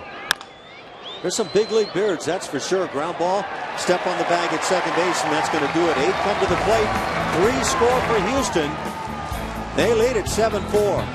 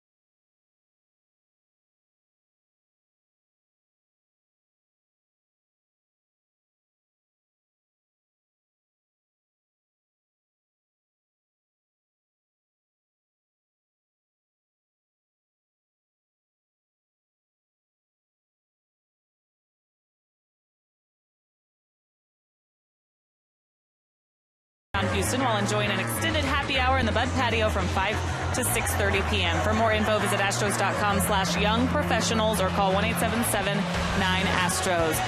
Well, 6 out of the 8 Houston relievers in the visiting bullpen tonight have actually sat in that home bullpen, and 5 of those guys were actually on the same Padres team together in 2011. That's Pat Neshek, Luke Gregerson, Sam Jaduno for a little bit, and Chad Qualls, also the guy on the mound right now, Joe Thatcher. Thatcher spending 7 years with the Padres. Gregerson, 5. And like I said, for so many of those guys to be in the same bullpen at the same time, not all coincidence for these guys, as A.J. Hinch was, of course, a part of that front office. So these guys all had a relationship years ago, and they were reunited with the Astros. And we talked a lot about how well they get along, guys, and there's a reason for that. They've known each other for years.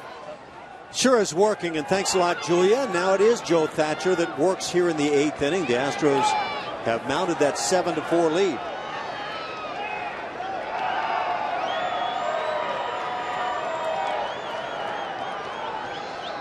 This is getting kind of fun to watch, Mr. Blum. Sure is. 5-hitter Yonder Alonso at the plate is 0 for 3 with a strikeout. We've seen this Astros ball club go through most of the American League West and do a great job, and now they're leading in the American League West. Now they get to face the best in the National League West, and they look up to par. Fly ball in left field, stalking it is Colby Rasmus, out number 1. I'm not sure if you can say this is a statement series like A.J. Hinch was hinting at. They're not trying to make statements. They're just trying to play balls. You look at Marlon Gonzalez out there at shortstop. A.J. Hinch on his way out. So that's going to do it for Thatcher. He gets 1 hitter, the left-handed bat, and now with the right-handed Derek Norris coming to the plate. It's time to go to the bullpen once again. 7-4 Houston.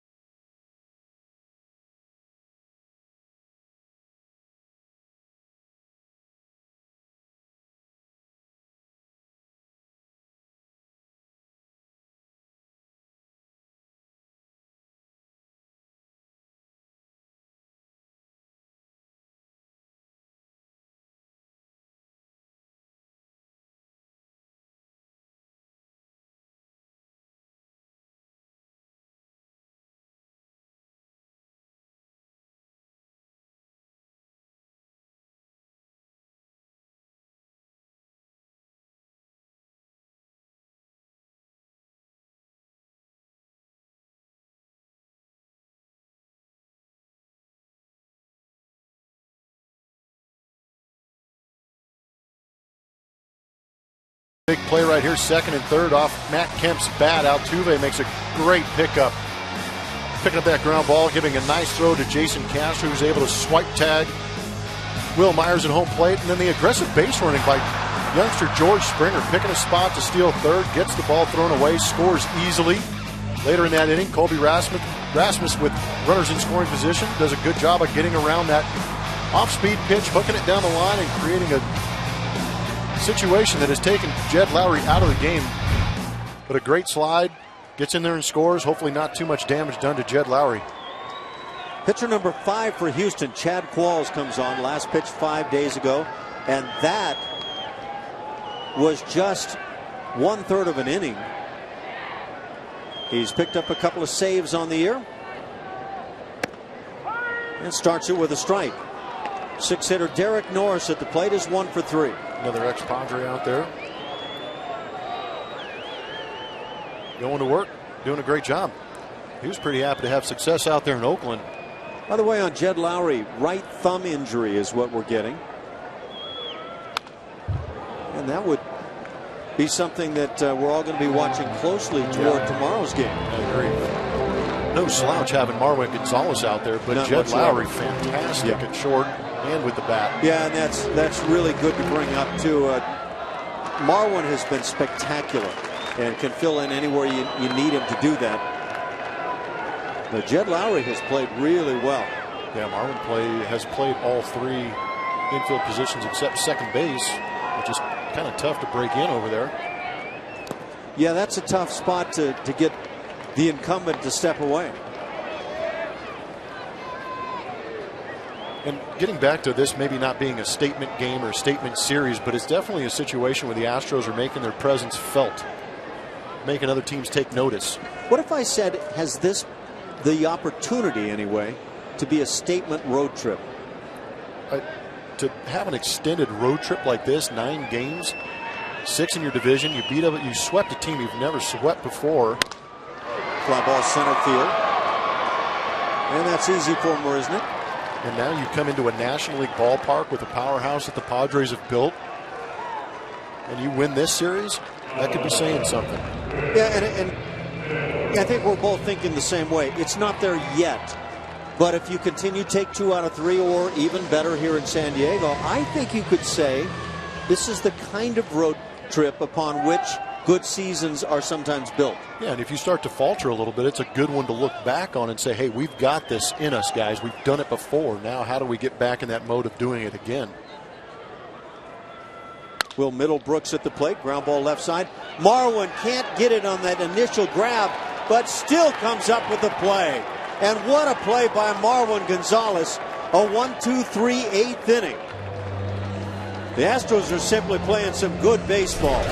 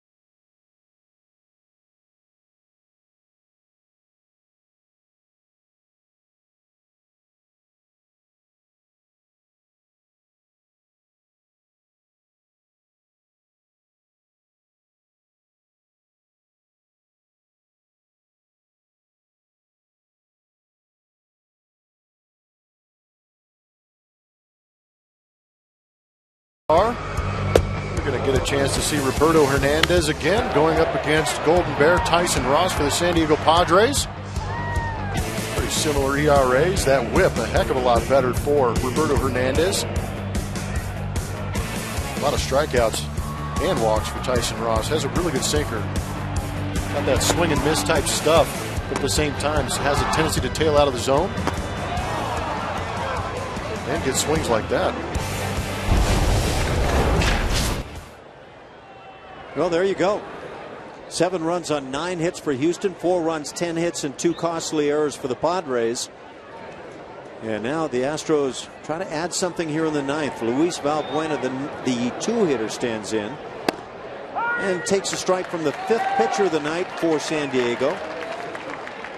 It'll be right-hander Corey Mazzoni.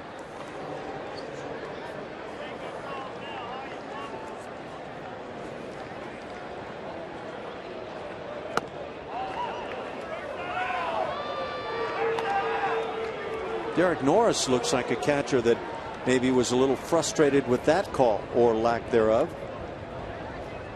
Shields, Mauer, Benoit, Quackenbush, and now Mazzoni for San Diego. And for the Astros, Colin McHugh. Here's this night. We had the big pitching matchup, the starters, and they were good, McHugh and Shields. But then the bullpens go to work. Fields, Neshek, Thatcher, and Qualls. And it's Neshek who intriguingly got 2 outs, who may be the star of the night. Yeah, he came on in a big spot, did a great job.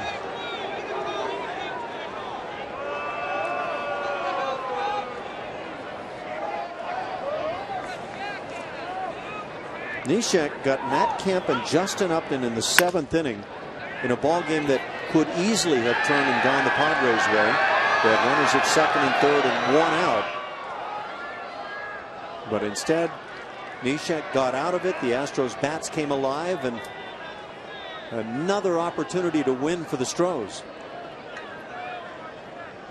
Just recalled from AAA yesterday, Major League debut.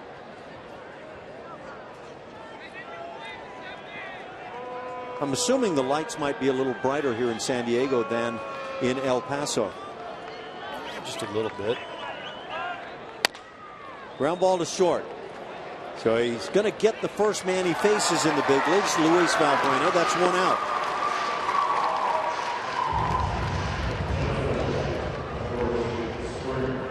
George Springer does not have a hit on the night. He's struck out twice, but he's also drawn 2 walks. He's stolen a couple of bags, and he scored the go-ahead run in the 8th inning right after stealing third base. The throw from Norris went into left field, and that was the go-ahead run. Good swing as he fouls it back.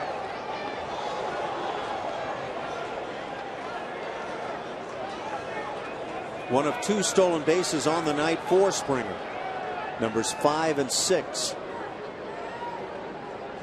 This could be quite a run to see who leads the Astros in bags this year.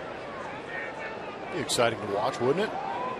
Altuve, of course, who led the league last year. Well, we know the numbers George Springer's capable of putting up. He put up massive stolen base numbers in the minor leagues. Luke Gregerson, the closer, is up and ready. And it is still a safe situation with that 3-run lead.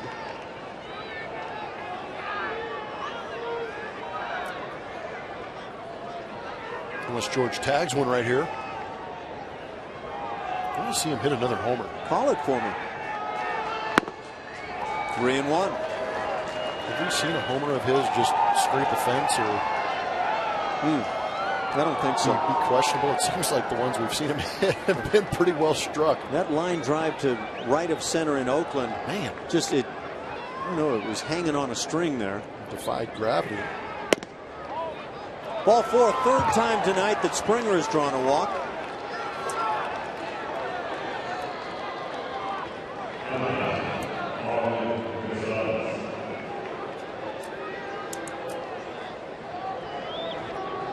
With 1 out, it brings up Marwin Gonzalez batting in that 4 spot.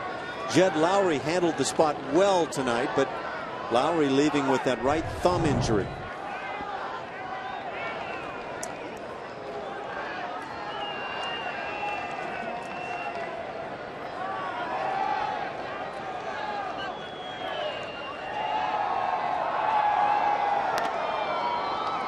And of course, the Padres have their eyes on George Springer.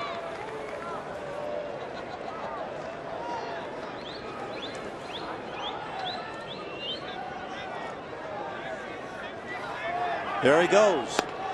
The pitch, a ball, the throw down not in time. 3 bags on the night for George.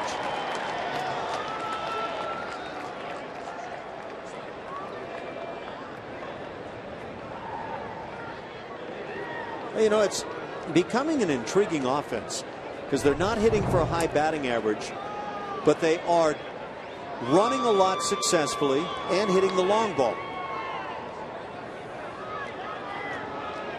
He just puts his head down and goes. And credit timely hitting also. Ground ball's foul. 0-2 on Marwin. Marwin hitting .296. And if you look at their average with runners in scoring position from the 7th inning on, On the season, I believe it's gotten up to 250, but on this road trip alone, their batting average with runners in scoring position from the 7th inning on is 321. Yikes. That is a great number. That's over what period of time? This road trip. Okay. So that first number, the 250 average, is what they're at now on the season from 7th inning on. But on this road trip in particular, from the 7th inning on, with runners in scoring position, hitting 321 as a team. Well, that's a great number because, like you say, the timely hitting, the long ball, and the running game. And, of course, they pitched really well. So if you're wondering how the Astros are doing it, that kind of sums it up. Absolutely, doesn't it? But that's a big number. Right on the hands. Ground ball to first base. Moving into third base is Springer on out number 2. It'll bring up Colby Rasmus. And Rasmus had a big hit in that 8th inning when the Astros put 3 on the board. Sure did. It was a long night up till then. In fact, Rasmus and Carter both had struck out each of their 3 at-bats leading to that 8th inning, but they each came up with big hits.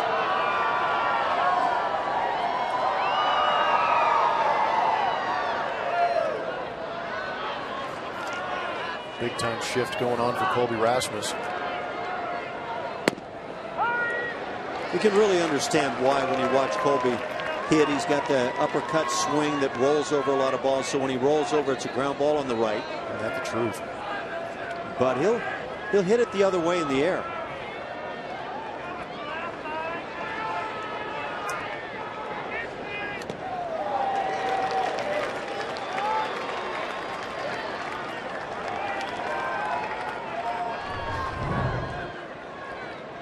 Yeah, that was not Colby's best hack. It's going to happen sometimes when you're facing a rookie you've never seen or heard of before. But he's in kind of a tough patch, even though he's got that knock and an RBI today. Such a good left fielder. I mean, again, the Astros with 3 center fielders playing out there. It's actually been an ideal road trip as far as stadiums for this outfield to go out there and run around a little bit. You know, I like the way the Astros outfield sets up here at Petco with these big gaps, deep fences. Would you think that Minute Maid Park is as good a place for a center fielder to play as anywhere? Yeah. You take that. There's no fear factor running into walls. I mean, you got to go quite the distance before you find a hill or a wall at Minute Maid Park for sure. The basic ball hit to center, you can run forever. Yeah. Popped up to the seats on the left side. Stays at 1-2 on Rasmus.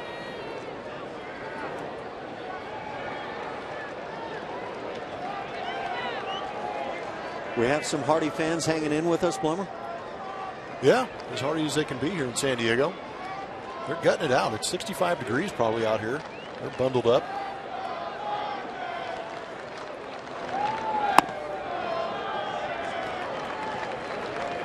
Will Harris is now getting loose in the Astros pen.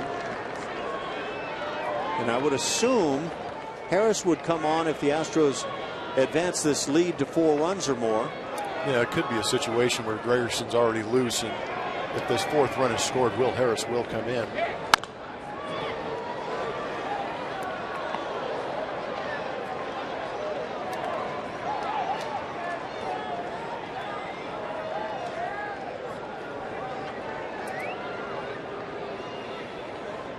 Another happy fan. Satisfied customer. That's why you stick around. Pitch is hammered to right field. Going back, Kemp. He's at the track. He's watching. See ya. 2-run dinger, Colby Rasmus. And it's now 9-4 Houston. How about that? I'm at a loss for words right now with this ball club. These guys are amazing. 3rd home run for Rasmus. That was a pretty good toss back into the field. I'm not sure if they're playing with the old fences. I'm not sure if that ball gets out, but gets himself a hanging sinker right here. And we talked about how he can get around a baseball and hook it. And this is a prime example. He does it with a lot of hands, Colby Rasmus does. Ball seems to be carrying a little bit here at Petco Park. I mean, there was a game here a couple days ago between the Dodgers and Padres where 7 home runs were hit. Yeah, I heard you talking about that one. And you sounded like you couldn't even believe your eyes seeing that one. Yeah. Wow, great moss. So we know where Slash wound up. Yeah. 3 Houston home runs tonight. You leave Oakland, you go to San Diego, you've just swept the Oakland A's 3 games. You come in here, you're not supposed to be able to hit the long ball. And the Astros are just simply having fun.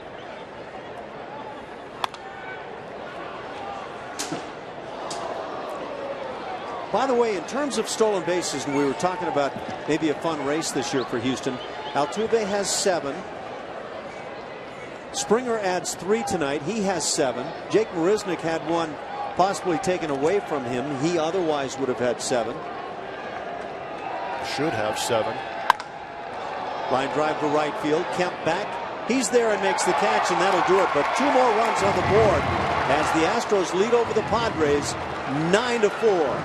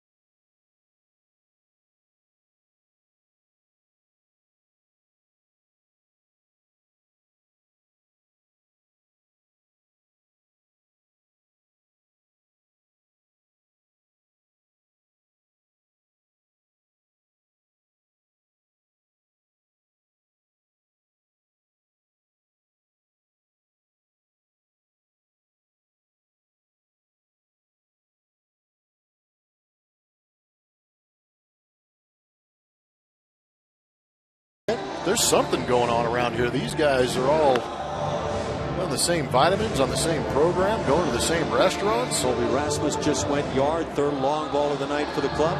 16 runs in the last 5 games, and the 7th or later. They have scored 9 runs in Game 1 in San Diego, and James Shields started.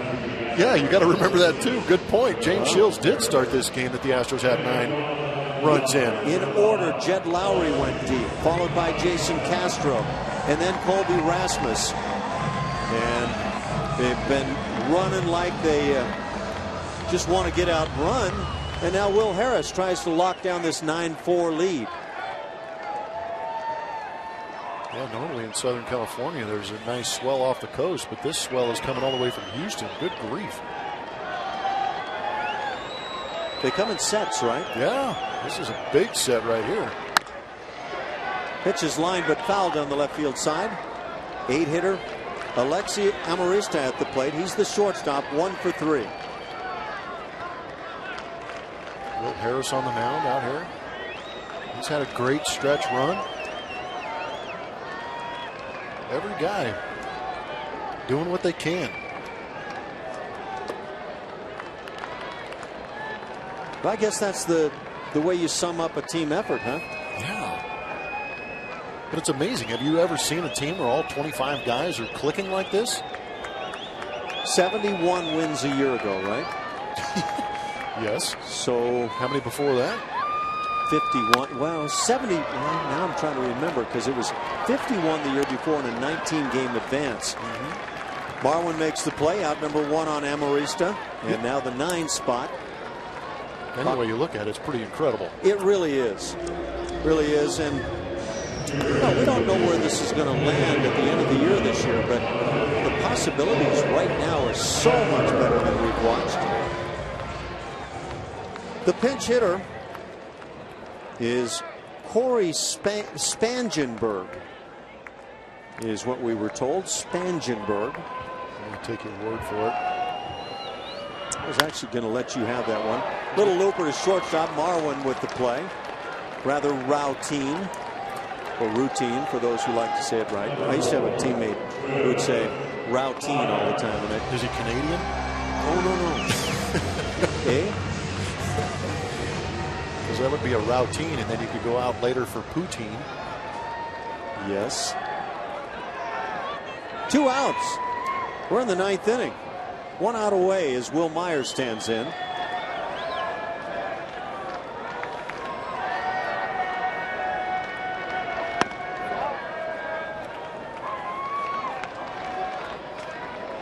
And another one of those strings going right now. This would be if Will Harris can get out of the inning with no runs scoring. A 24th consecutive scoreless appearance for Will Harris.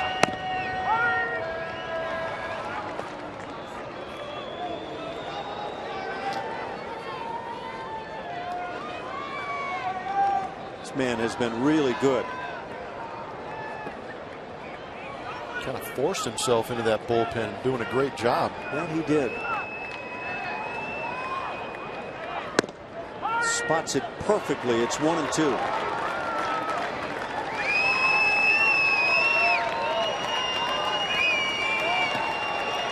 And Harris has allowed only 2 hits over 9 scoreless innings so far this year. The 1-2, half swing. Did he go through? Shake of the head, palms down at first base from Jim Reynolds.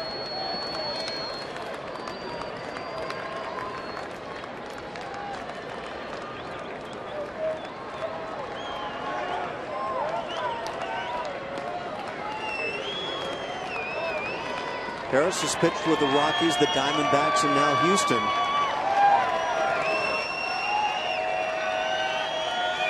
He allowed 14 earned runs in 29 innings a year ago. That explains why he's so upset. Nice catch by one of the folks up above. The upper deck. Will Harris might qualify for another great pickup by Jeff Luhnow. No kidding. Tony Sipp. That was the one that really stood out last year. Yeah.